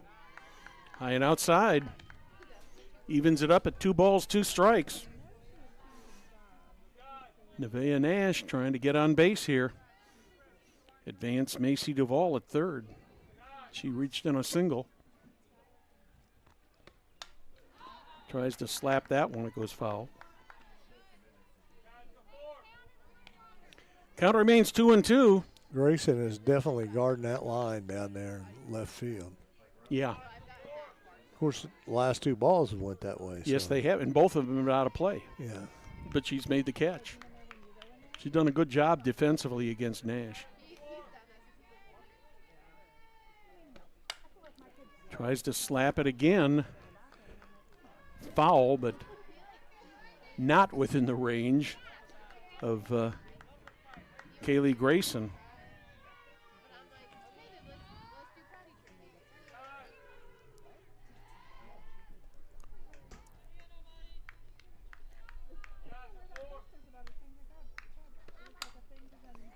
There's one, a slow roller. Trouble. Will she beat that out? She does. I knew that was trouble. Kylie Rennick, the pitcher, just could not get over there in time. The ball was not hit that hard, but credit Nash with an infield base hit. So the Millers are in business here with runners on first and third and no outs. That'll bring up Delaney Rundle. She's got a line out to short and a base hit in the second. Base hit now would give the Millers a 2-run lead. Back to third as Nevaeh Nash basically takes second. That's her 10th stolen base of the season. I mean, that wasn't much, but she's got good wheels. Yeah. So a base hit here could score 2. Yep. 1-0 on Rundle. That one's outside, 2-0. With the shortstop Grayson on deck, she's already got 1 hit tonight. Yeah, she's got a double and a ground out.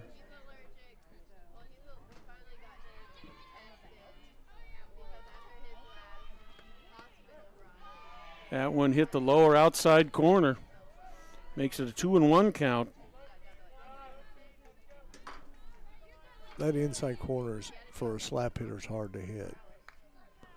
You know, because they want to extend it on out, you know, the back, to the end of the bat. The 2-1. That one's a little bit low, 3-1. Rennick in danger of walking the bases loaded. And bringing Brooklyn Grayson to the plate.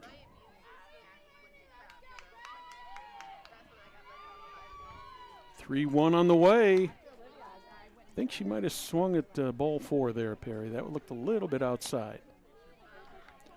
But I like her aggressive play, Yeah. though. You don't want to take any Yeah. chances. Yeah, probably close enough that the swing was appropriate. Yeah. Of course, your hindsight's always better than your foresight. Full count.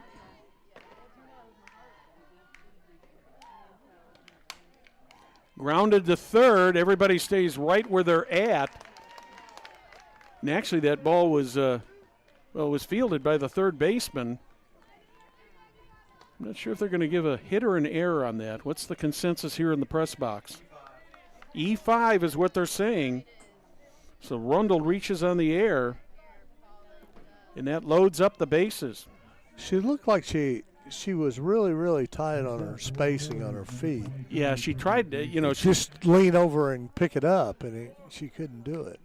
Well, she did the right thing by knocking it down. She didn't get Was by that a her. foul ball? That must have been a foul ball. Yeah, there was a foul tip there. So Rundle ran it to a full count.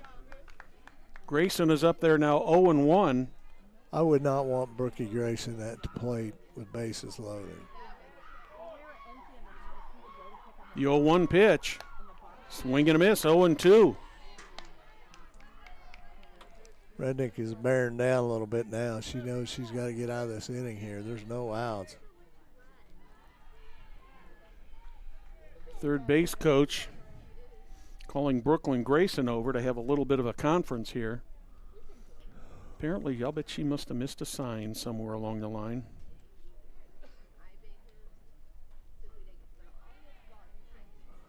Larry DeSalvo's been down at that third base line coaching for a long time for the Millers. He does a great job, as all these coaches do. 0-2 on Brooklyn Grayson. Rennick gets the sign. Checks her wrist. Delivers the 0-2. Little bit outside and high.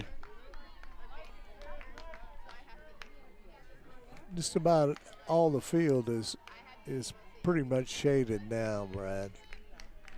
Yeah, there's a little bit over by first base, and center field still got some sun in there. But yeah, but he's playing in. She's playing in anyway, so. There's one that's going to fall in there. That's going to score at least 2, possibly 3. That goes all the way to the. Oh, he's letting her go. Is she going to be? She slid around it. What a job! Wow. That was Rundle, right? Yes, it was. Delaney Rundle came from first base to score, and I thought they were going to have her at home, but she managed to slide around the tag without going outside of the baseline. So the Millers pick up 3 runs. That's huge. On the Brooklyn Grayson hit. I'm going to give Grayson a base hit on that, Perry, and give her second on the throw, but she is going to get 3 RBIs.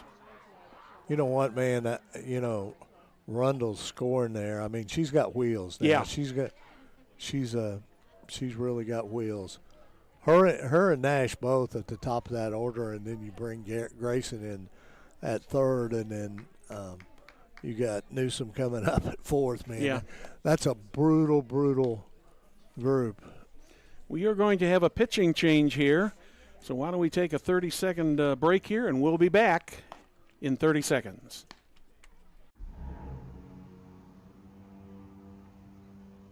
Can I help you? Yeah. I'm looking for Logan Street signs and banners. You found us. But this ain't Logan Street. We moved 22 years ago. You're telling me that Logan Street signs and banners isn't on Logan Street anymore? Exactly. So what are you saying? Logan Street signs and banners conveniently not located on Logan Street, but on South 10th Street in Noblesville, Indiana. Brad Silbert along with Perry Williams back here at Miller Park as Olivia Starr, a freshman, finishes her warm-ups. Do you have anything on her, Perry? Yeah, she's pitched 17.1 innings. She's given up 18 hits, 14 runs, but only 7 of them were earned, and 8 base on balls and 8 strikeouts. So Reese, good numbers for a freshman. Yeah. Reese Newsom will be the first batter she will face, and she's walked and grounded out to the third base. There's one that's the shortstop has got a long throw, just barely makes the play, but on the play, great base running by Brooklyn Grayson as she advances to third with 1 out. Good heads-up play by Grayson. You know, one thing about Grayson, she understands the game, okay? So she knows when to go and all those type of things because she's a good student of the game, I would say. Addie Emerson steps up to the plate. 1 down, runner on third. Miller's with 3 in already here in the bottom of the 4th. It's high and inside.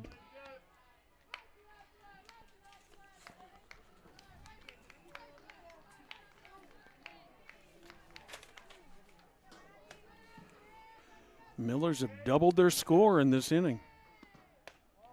Another one high and inside. One thing about it, Brad, on that base hit that Grayson got, she put it right where she wanted it. Yeah. I mean, she had control over that bat, and she put it right where she wanted it. You got to give credit to the runners, too, and the coaching staff. They were on their horses. They saw where that was going. There's going to be another one, and the Millers are going to have 4 now in the inning. This is a tough situation for a freshman to come in here like this. But that's how you get better, right? Yeah, no doubt about it. You can practice all you want, but until you get it in real game play and in situations, 4th hit of the inning. And that'll bring Addison Retzinger up to the plate. She scored the Millers' first run in the 2nd inning. Now batting for Noblesville, number 8, Addison Retzinger. She has a strikeout and a base hit.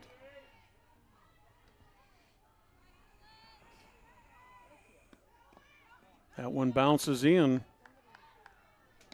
Emerson stays at first, does not attempt to get the second.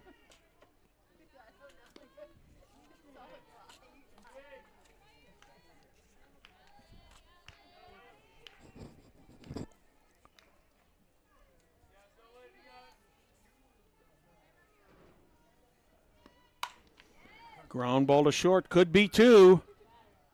It is. A tailor-made 6-4-3 double play gets the Flashes out of a big jam here. But in the 4th, for the Millers, there were 4 runs on 4 hits.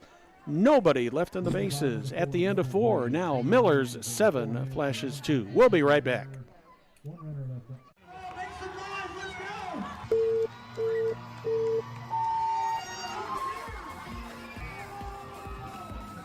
Making some noise out here. Come on, who's dancing?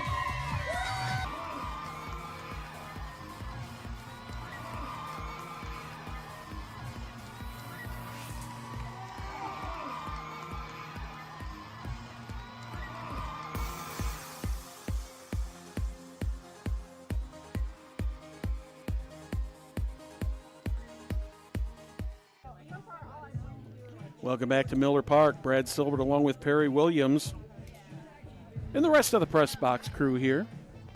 Got quite a motley crew up here tonight. Yeah, I'm sure.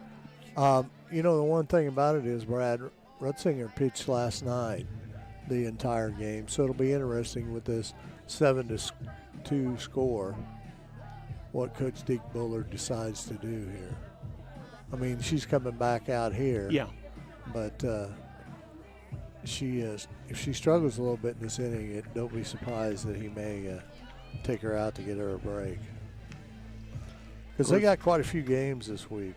Yeah, we talked about this before. The stamina for a softball pitcher compared to a baseball pitcher, there's just absolutely no comparison. And you made a good point there on stamina.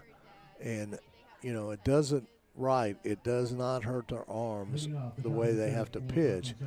But the bending, the pushing off, all that stuff, and your legs and everything, and they get tired. I mean, she went the whole game last night. Mm-hmm. And she's thrown quite a few pitches tonight. Yeah. There have been some deep counts. Yes.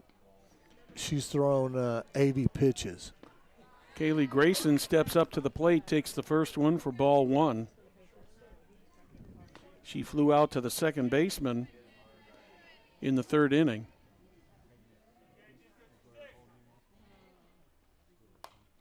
There's a foul ball right into the screen in front of the dugout. The on-deck batter, Sarah Miller, had to jump out of the way to get out of the way of that one. Count is even up at 1-1. Another foul ball over to the right side.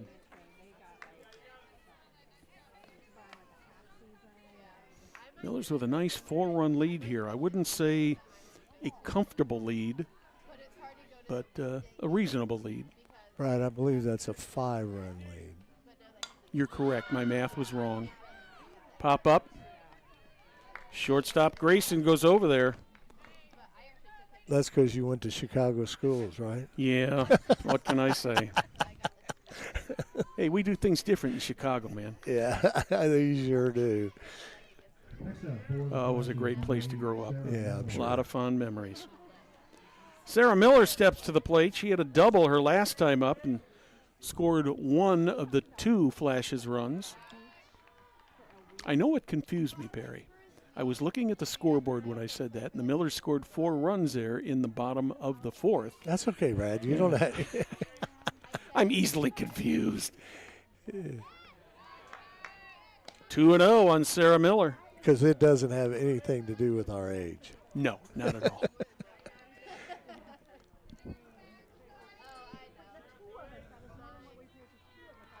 The 2-0 popped up into left field. That ball actually went a lot farther than I thought it was going to go. Yeah. Nevaeh Nash moved over to make the play. 2 outs now here in the bottom of the 5th. That's a pretty strong outfield for the Millers there, Yeah. Nash and Rundle and Zapp, because they all got good wheels. I didn't think Miller got that much on that ball, but No. it didn't quite get back to the warning track, but that ball was pretty well hit there Yeah, in it the was left solid. center. Actually gave Nash plenty of time to get under it. And actually, Rundle and Nash were right together there, and either of them probably could have made the play. But with Nash, that glove on her left hand, we can have a play here. Yes, we do. You just had to guess at that one, didn't you? Yeah, I couldn't tell. I just had to guess with the crowd. Yeah. So Hubbard flies out to first baseman Bella Hughes. So there's no runs, no hits, no errors, nobody left on the bases here at the end of 5. Still Millers at 7. The Flashes 2. We'll be right back.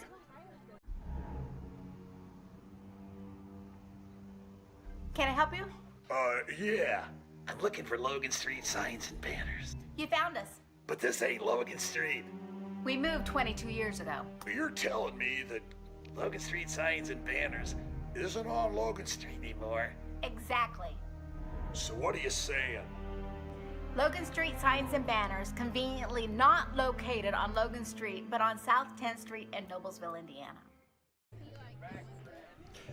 Welcome back. Brad Silbert along with Perry Williams. I'd like to thank our press box crew tonight.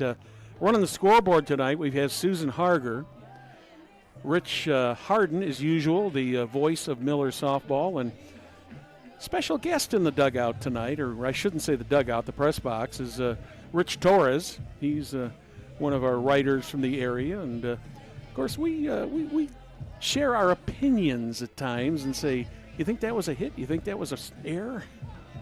These guys always give me good information. But thanks to all of them for their support. You don't have Steve Shaw up here tonight? No Steve Shaw here tonight. He must have gone and bought a new car or something.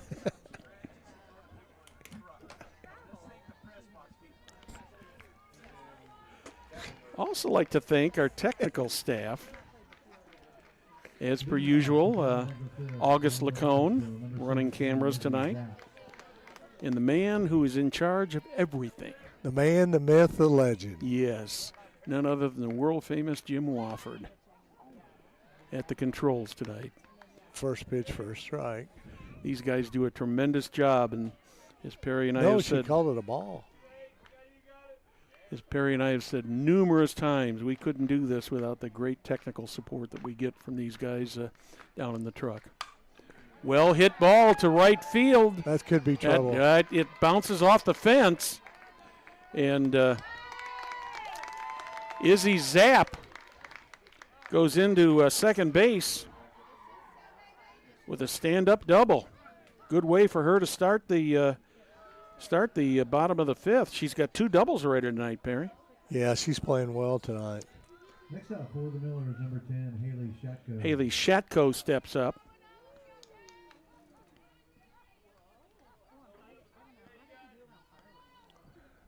Nine hits now for the Millers. You know, one thing about it, Brad, you take a look at this tonight. Zapp with her third hit of the night, and Grayson with 2, and a lot of them with 1. But it's been a good team effort. Yeah. Shatko takes that one high and inside, evens the count up at 1-1.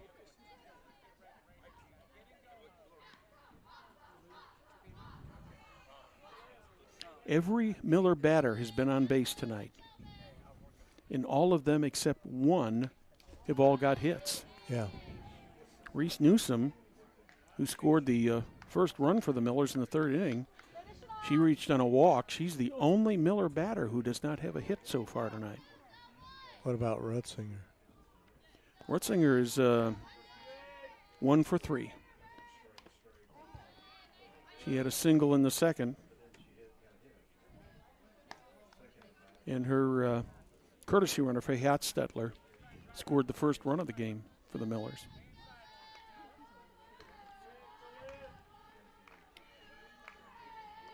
One and two. Haley Shatko at the plate. That one bounces in.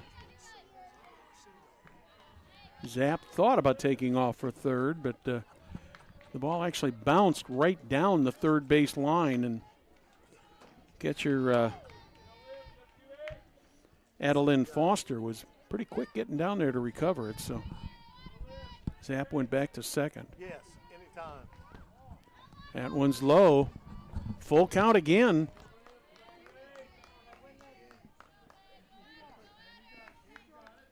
Macy Duvall on deck.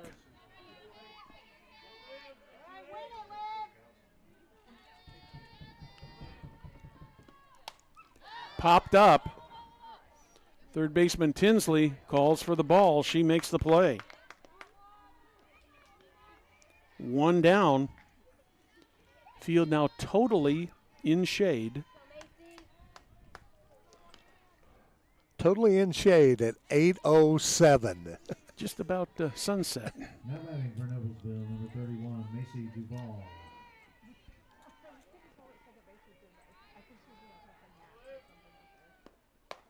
Duvall takes the first pitch high and outside, ball one. She's got a walk and a base hit. She led off the fourth with a base hit and eventually scored one of the 4 runs the Millers got last inning.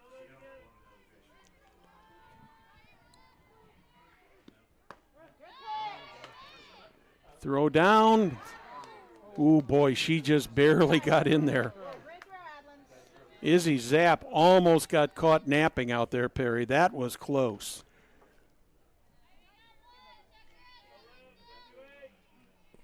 Surprised she didn't slide back in there to try to get under a tag, but she went in standing. There's a bunt. That's going to be trouble, maybe. Ooh, that was close. That was a close play. But Duvall will credit her with a sacrifice. You know, we've been talking about the Millers having 10 hits right now, but Franklin Central's hit the ball pretty well. I mean, they got 6 hits, but Tinsley's got 2, and Yorn's got 2, so.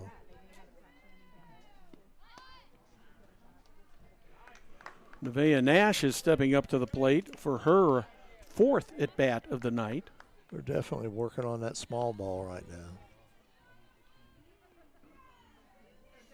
Izzy Zapp on third. That one's going to go foul. She needs to turn that bat just a little bit more. Mm-hmm.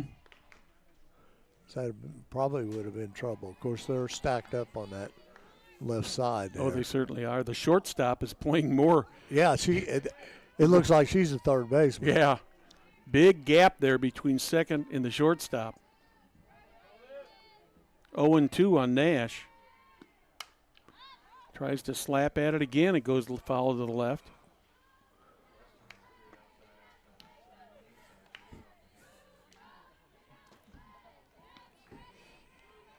She's just not quite getting around quick enough to put that ball in play.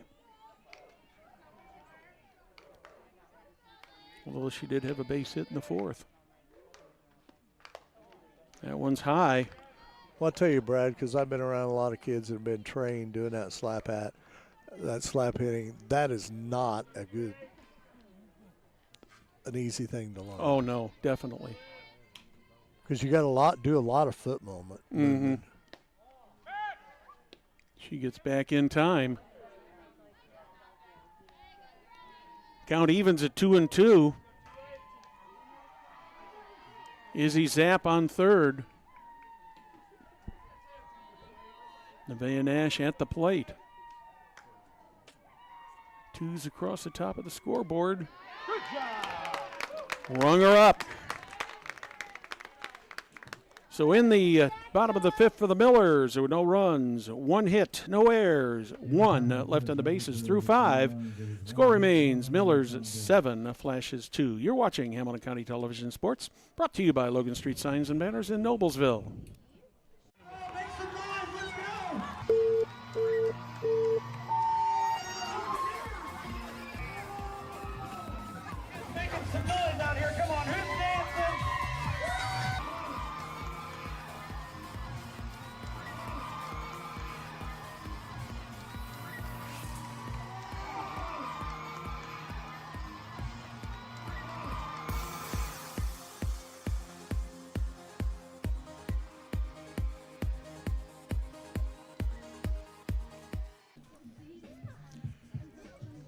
We are through 5 here at Miller Park. Millers with a 7-2 lead over the Franklin Central Flashes.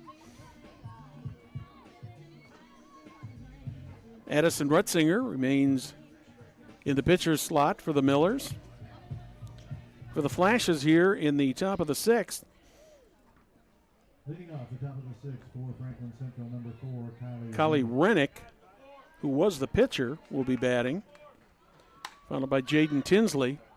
There's a high foul ball going into the bullpen. That one out of the reach of Izzy Zapp. Good effort over there, though. Third batter that Retzinger will face will be Adeline Foster.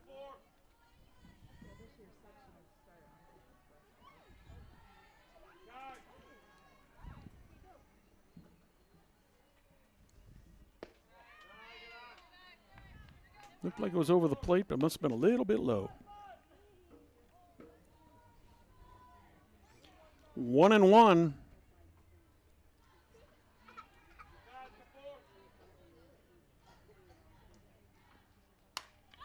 Another high pop up to the right. That's going to get out of play. That's out of play. One of our friendly neighborhood Noblesville police officers made a nice play on that one.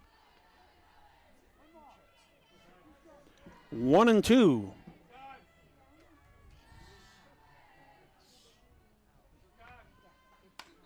Another one fouled off to the right. Rennick struck out swinging in her only other at bat in the 3rd inning.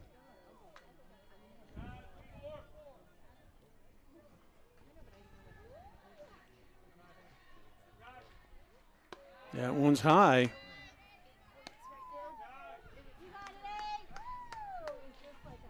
For Retzinger, the most batters that she's faced so far in this game came in the 2nd inning. When Franklin Central managed to score 1 run, she faced 5 batters. 4 in the 3rd. 5 again in the 4th. And 3 in the 5th. 2-2 is the count. High makes it a full count.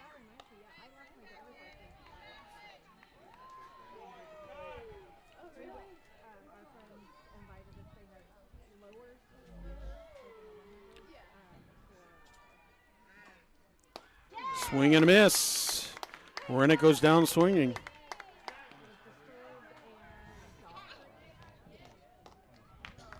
I've got Retzinger with 6 strikeouts now, and it looks like we're going to have a pitching change here, Perry. Yeah, she's throwing 97 pitches, and I heard the coaches talking before the game. They were going to keep her, wasn't going to let her go past 100. So, well, while we make the pitching change, we'll take this 30-second timeout.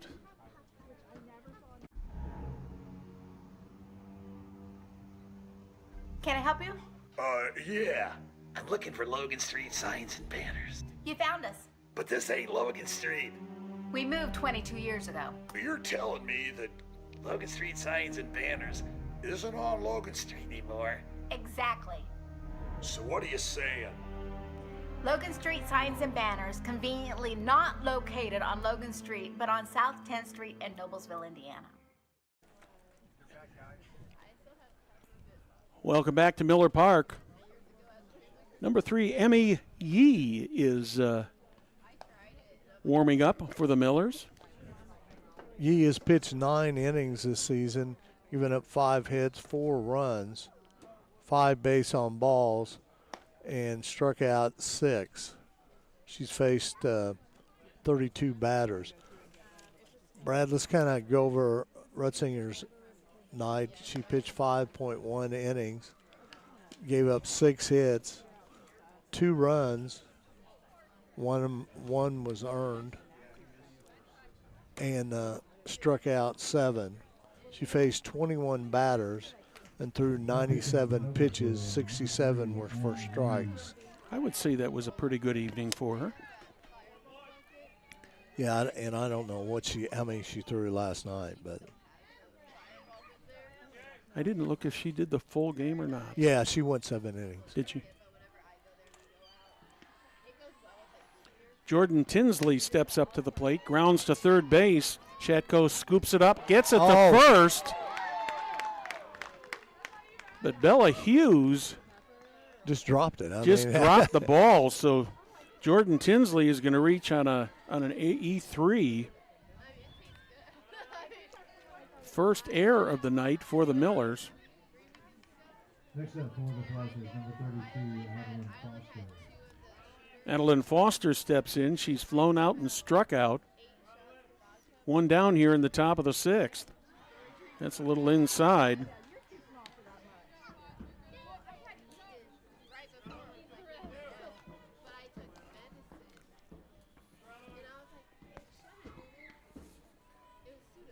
Yee is a junior.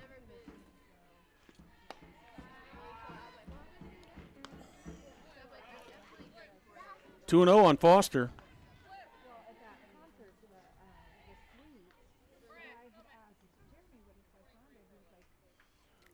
Brad, while we got a minute action, that question you asked me on Rudsinger, she threw 116 pitches last night for 71 strikes and faced 28 batters last night. First base for the Flashes, number 23. So there's your update. All right. Got a pinch runner at first base. This will be Mariah Brown.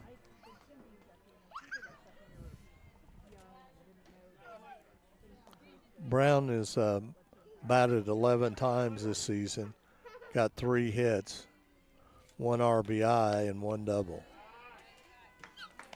So she's running in place of Jaden Tinsley, so that will be a pinch runner situation, not a courtesy runner. Okay. And it's 3-0 on Adeline Foster.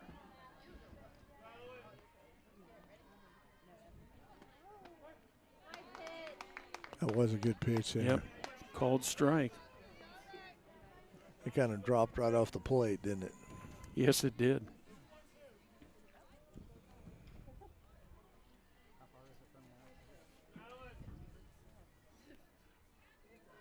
He delivers the 3-1. Swing and a miss.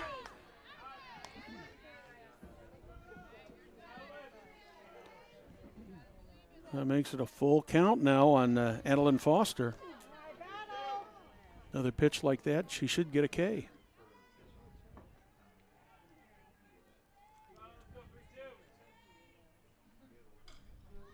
Full count pitch. Little bit high. So Foster draws a walk. And Mariah Brown, the pinch runner, moves to second. 1 down. I think we're going to get another. Now Foster is the catcher. So that'll be a courtesy runner. Yeah, that'll be a courtesy runner. And that's number 34, Olivia Raymond.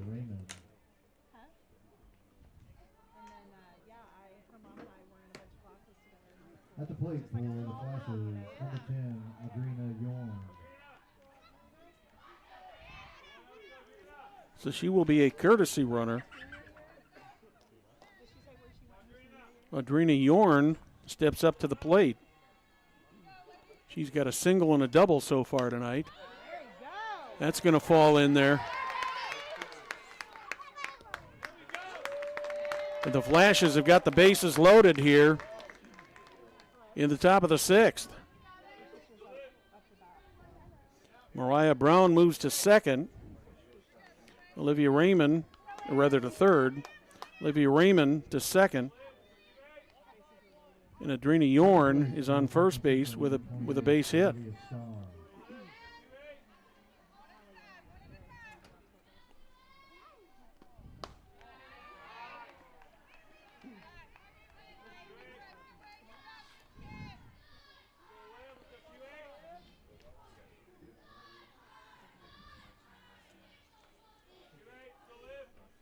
Olivia Starr is the batter.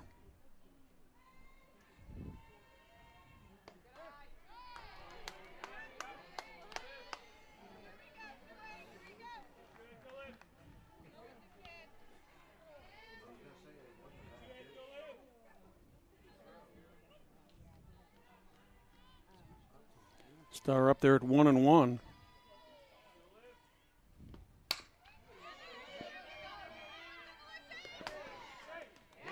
She beat it.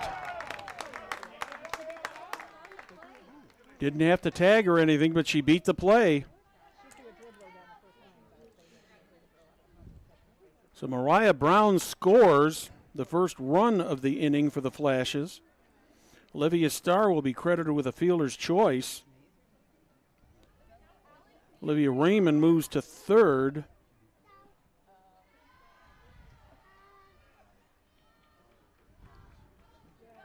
Adrena Yorn goes to second.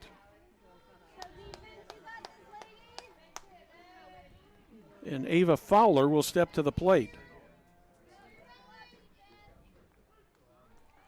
Third run of the game for the Flashes. They've only got one out here in the top of the sixth.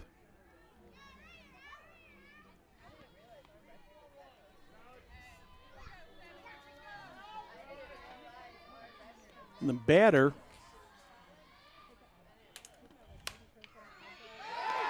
that one's going to get by everybody. The bases are going to be loaded. Another run will score. That makes it 7-4. Still bases loaded, only one out. That was Alexandria Ireland at the plate.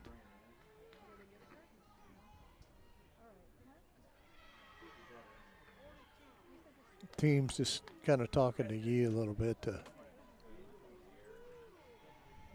Deke's we're gonna make a change here. Yeah. Yeah, it looks like he is.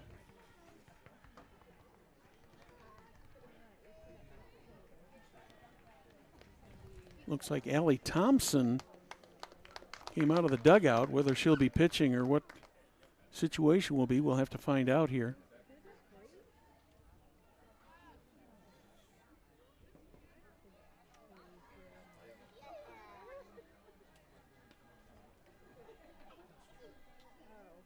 So I believe Thompson went back to the dugout, and Rosalind Irwin will pitch.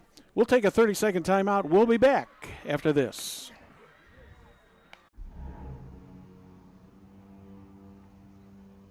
Can I help you? Yeah. I'm looking for Logan Street signs and banners. You found us. But this ain't Logan Street. We moved 22 years ago. You're telling me that Logan Street signs and banners isn't on Logan Street anymore? Exactly. So what are you saying?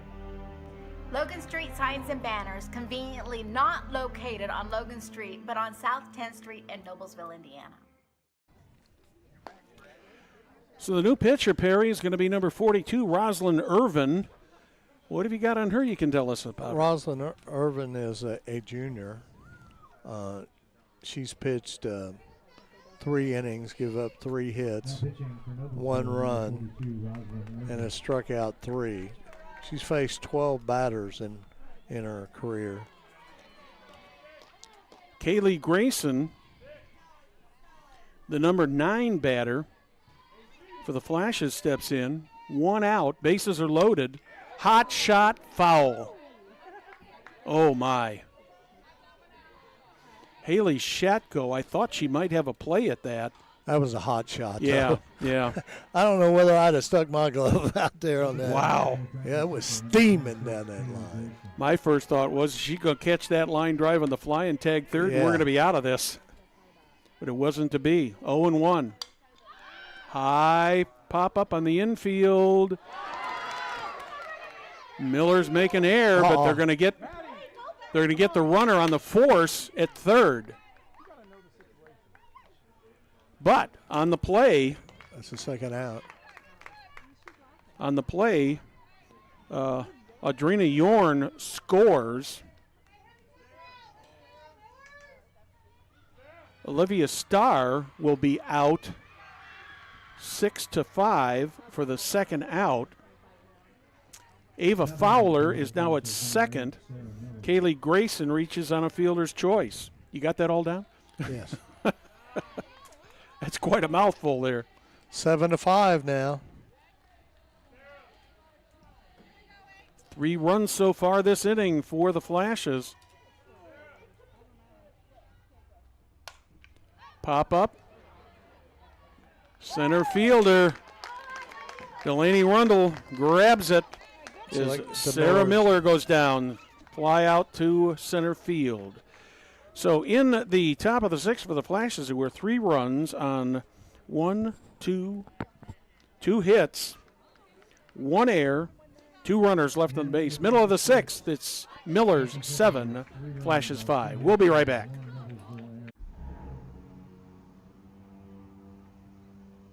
Can I help you? Yeah. I'm looking for Logan Street signs and banners. You found us. But this ain't Logan Street. We moved 22 years ago. You're telling me that Logan Street signs and banners isn't on Logan Street anymore? Exactly. So what are you saying? Logan Street signs and banners conveniently not located on Logan Street, but on South 10th Street in Noblesville, Indiana. Welcome back to Miller Park. The Flash is trying to make this one interesting. Miller's had a 7-2 lead going into the top of the sixth, gave up 3 runs. Still have a 2-run lead going into the bottom of the sixth here. Leading off the bottom of the sixth for Noblesville. Delaney Rundle will step in for her 4th at-bat of the game. She's got 1 hit, reached on an error, lined out to short. Takes the first pitch for ball 1. Millers would definitely like to get a couple of these runs back, Perry. Oh, absolutely.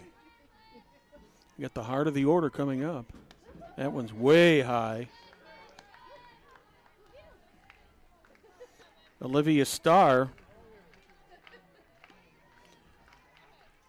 still in the circle for the Flashes.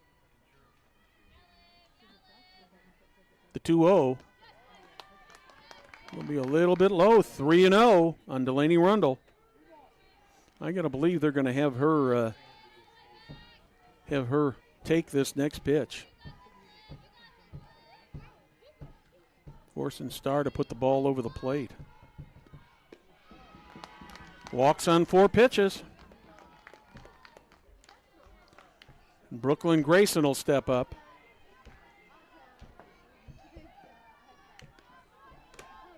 Grayson's 2 for 3. Yeah, 2 for 3 with a single and a double. Also grounded out to second. Infield playing not way in, but about normal depth. Looking for the double play. That's 5 pitches in a row that have missed the strike zone. Don't forget, if Grayson puts this ball in the correct spot, Rundle can fly now. Oh, yeah. It could be not easy, but she could score from from first. Mm-hmm. Finally gets a strike across the plate.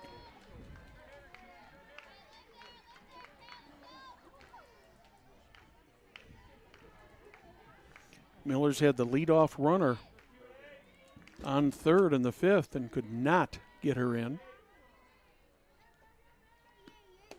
Swing and a miss by Grayson. Makes it 1-2.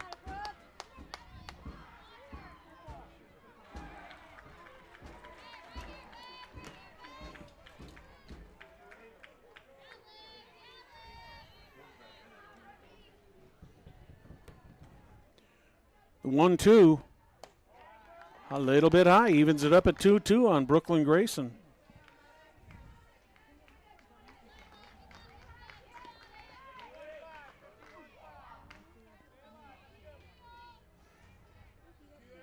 Dusk is setting in. The sun is officially set. 2-2 fouls that one back. Delaney Rundle took off with the pitch on that one. Yeah.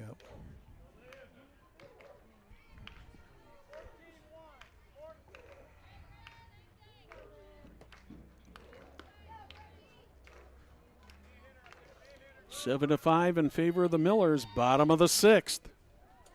No outs, 1 runner on. That one's high, goes a full count again. Lots of full counts this evening.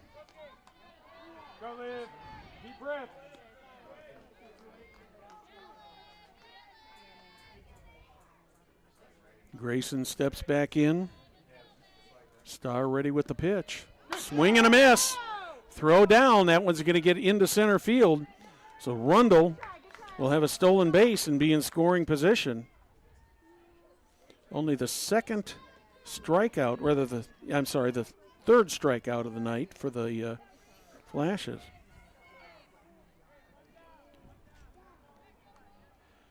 Here comes Reese Newsom to the plate. She's grounded out to third twice. Reached on a walk in the third inning. Scored a run in the third. High for ball one. Millers with what I would call a rather slim 2-run lead here in the bottom of the sixth.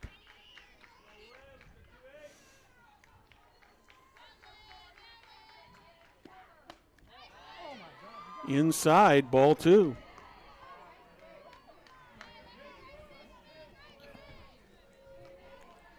All these pitchers have thrown a lot of pitches tonight so far, Perry. Yeah.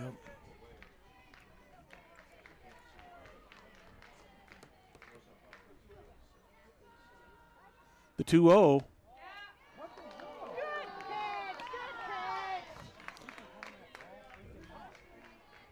Three and 0.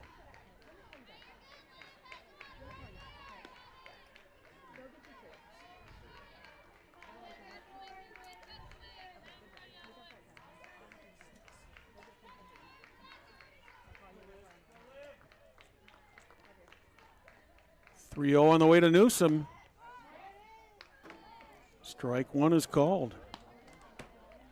I wasn't sure what he was going to call there. He was kind of slow on the. Mm-hmm. I mean, I thought it was a strike, but I mean, you know, he didn't commit very quick. Yeah, there's usually a little bit of a delay in softball.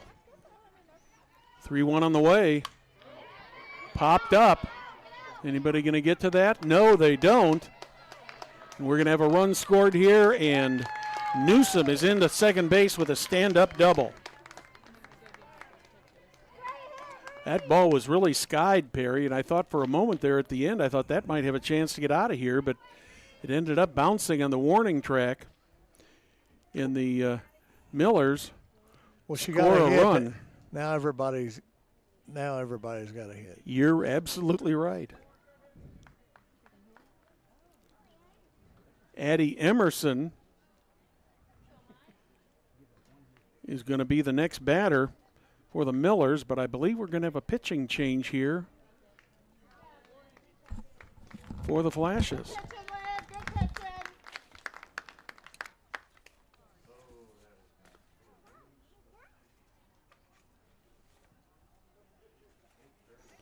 Erica Glazner out is talking. Let's see.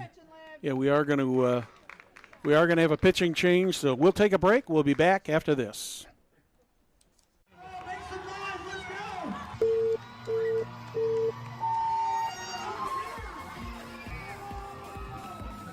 Making some noise out here. Come on, who's dancing?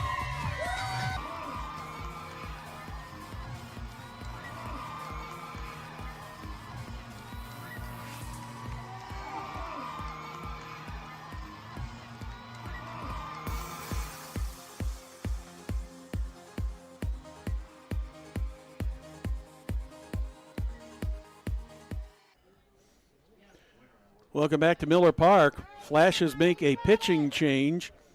In the circle now is number 40, Miley Smith. Perry, have you got anything you can tell us about her? At the plate for the Millers, number 7, Addie Emerson. So Miley Smith steps in to pick up the pitching. Big swing and a miss. Addie Emerson at the plate. 1 down, 1 in already.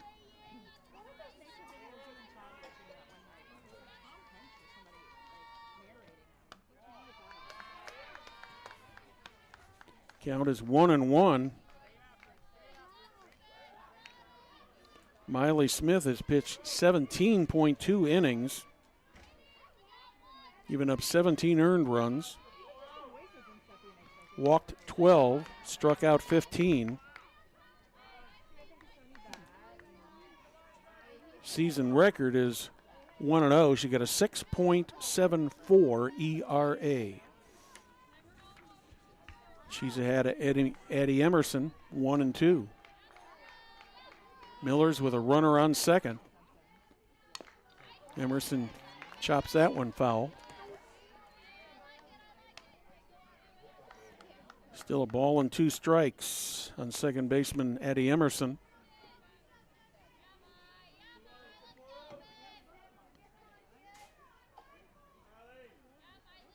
Smith is ready. He's way outside. 2 balls, 2 strikes. Reese Newsom getting a pretty decent lead out there at second. Flashes really aren't trying to hold her on base. That one's low and inside. We go to a full count again. Addison Retzinger on deck.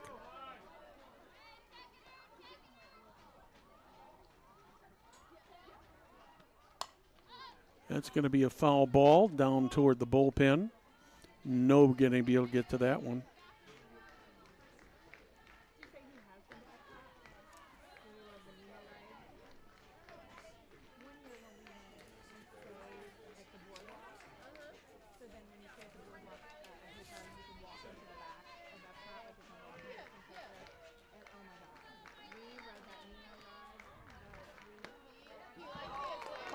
Boy, that was a close one. So Addie Emerson gets the base on balls. And the next batter for the Millers is going to be Maddie Kern.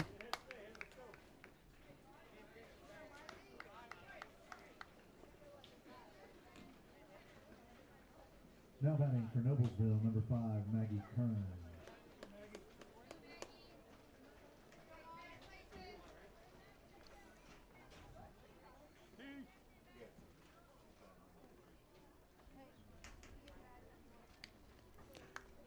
Emerson is on first.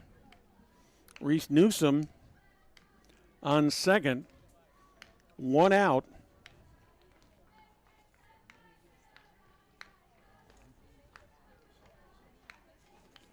Maddie Kern ready to step into the batter's box. She is a 200 hitter. Wouldn't be real surprised to see her bunt here, Perry. You're right. Takes the first pitch for strike 1. Miller's with 1 in so far this inning. On 1 hit, 2 walks.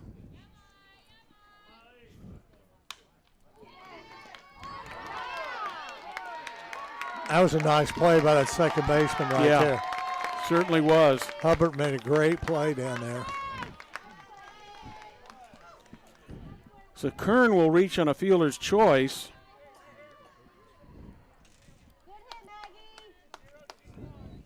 And Emerson will be out at second for the second out of the inning. That'll put Izzy Zapp in the batter's box. That definitely saved a run. Oh, most definitely. Runners on first and third. 2 down. Zapp, who's 3 for 3 so far in this game. And on the pitch, Kern gets a stolen base. Kern gets a stolen base. I think they didn't even throw through, just right back to the pitcher, Smith.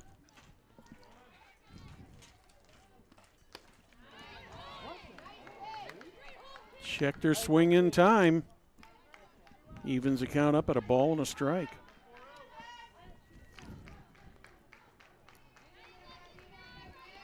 Two down, 2 on. 1 run in so far here in the bottom of the 6th. 8-5 lead for the Millers. Pop up, that should be caught. Third baseman has got it. So in the bottom of the sixth for the Millers, there was 1 run on 1 hit. No errors, 2 left on the bases. At the end of 6, 8-5 in favor of the Millers. We'll be back after this.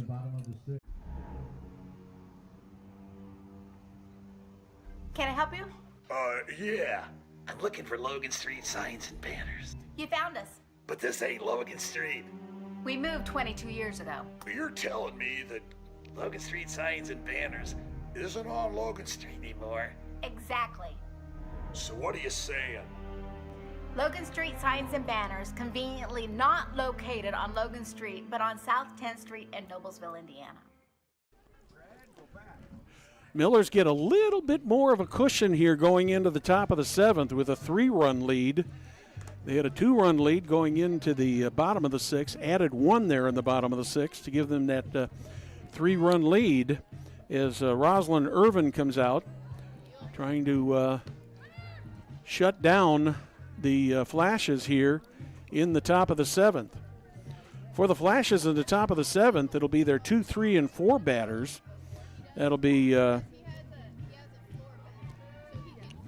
Adelaide Hubbard, Kylie Rennick, and Jaden Tinsley. Leading off the top of the 7th, for Franklin Central, number 17, Adelaide Hubbard. First pitch to Hubbard is high. Ball 1.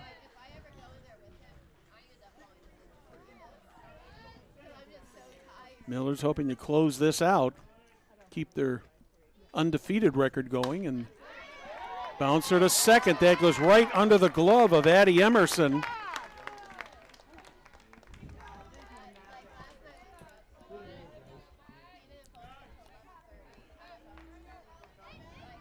So Adelaide Hubbard is on with a base hit. 8th hit of the game, rather 9th hit of the game for the Flashes.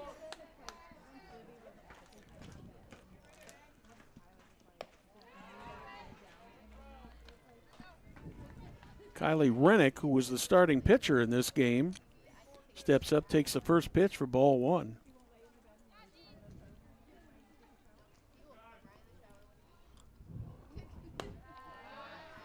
Another one is high, ball 2. 2-0. Irvin's throwing a couple high fastballs here to start this batter out.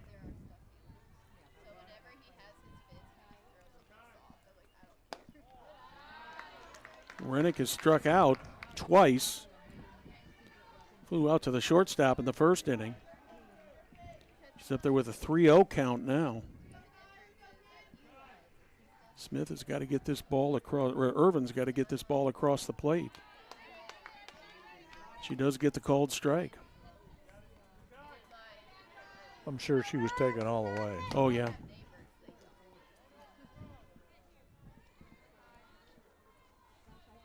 The 3-1 pitch, that one's fouled back. It was a good pitch. She had a good pitch to hit there. Runs it full. Adelaide Hubbard on first.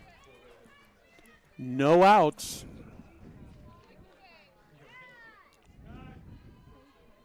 Rennick shows bunt, takes the bat back, and ends up fouling it into the screen. I didn't believe that in a second. Yeah, I don't think anybody was fooled by that.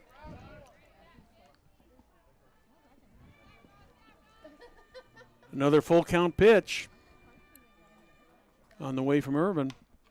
Another foul ball by Kylie Rennick.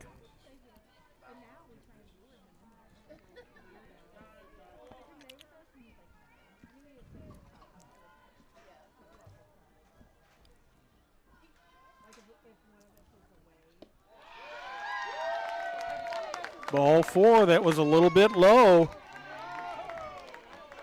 And the Flashes are in business here in the top of the 7th with runners on first and second and no outs.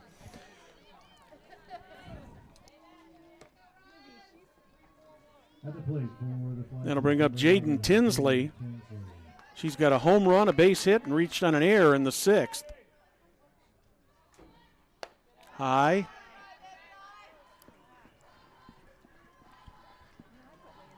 Reese Newsom goes out to have a word with her pitcher. While they're conferring just a little bit, want to once again thank our technical crew, August Lacone this evening, running the cameras, our producer, director, and man of many, many talents, Jim Wofford, making all this possible for all of us to see tonight. Thanks for the great job from them. 2-0. I want to thank all the fans who tuned in on the TV, and also tell your friends if you missed this game tonight, you can watch it probably when Jim gets back to the studio. He'll put it on taped. On demand. Miller's going to talk it over there. 3-0 count.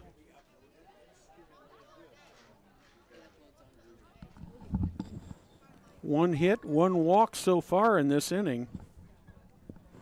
Jaden Tinsley, one pitch away from reaching first and loading him up for the Millers, or for the Flashes.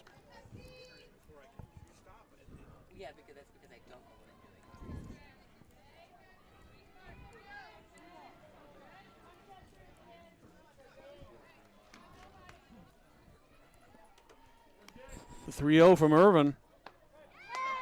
There's a strike. Strike one. These Flashes batters have been very patient so far in this inning, Perry.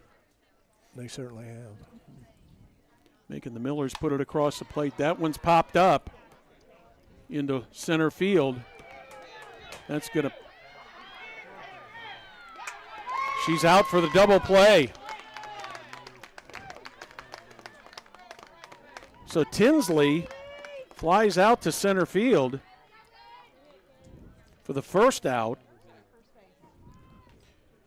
And the runner at first base, Rennick, tried to advance, and she was cut down 8-6 for the second out. And on the play, Hubbard goes to third base, but there are now two outs. One of the stranger double plays we've seen in a long time, Perry. Yeah, most certainly. Adeline Foster is up at the plate. Ball one. Boy, does that change the complexion of this inning. It certainly does.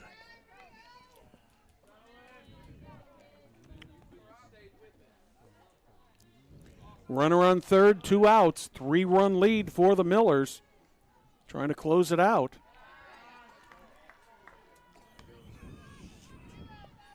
Just a batter ago.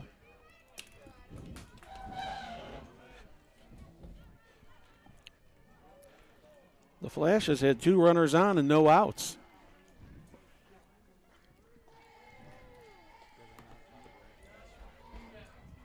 Two-0 count. Strike one.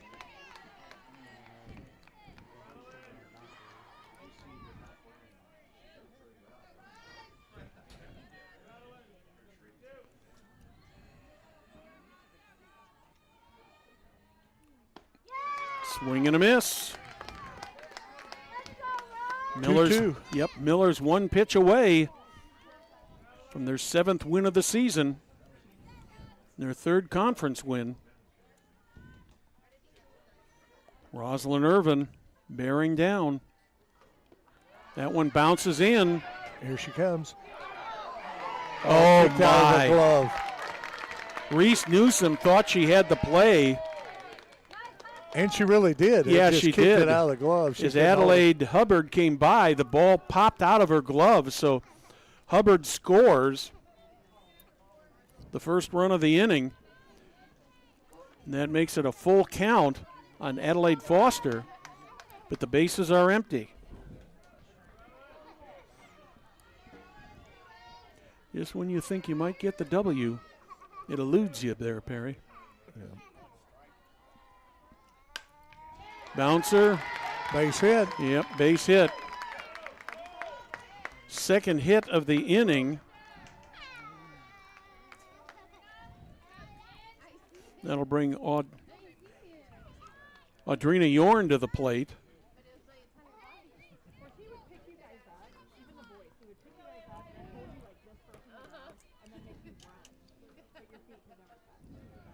Flashes have closed it down to a 2-run deficit.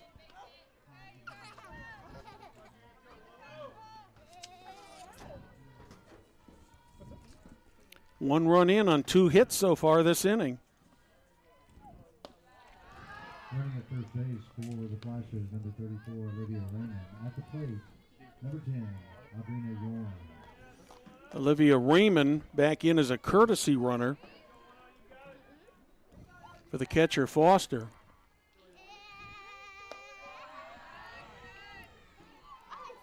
Irvin's just had a little trouble finding the plate here, Perry.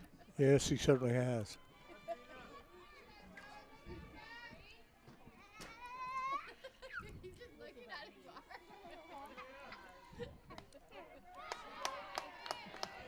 That one's a call to strike. 2-1.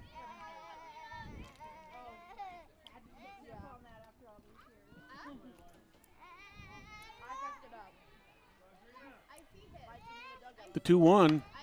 Shot right at the third baseman Shatko. Man. And this game is over. Perry, the Millers won this 8-6, but boy, it was a close one. Your thoughts? Oh, I mean, you know, anytime you can win a conference game, it's great, and the Millers did it. So both teams played really good. 11 hits and 10 hits. Great game by both teams tonight. I'd like to thank once again our technical crew, August Lacone, Jim Wofford.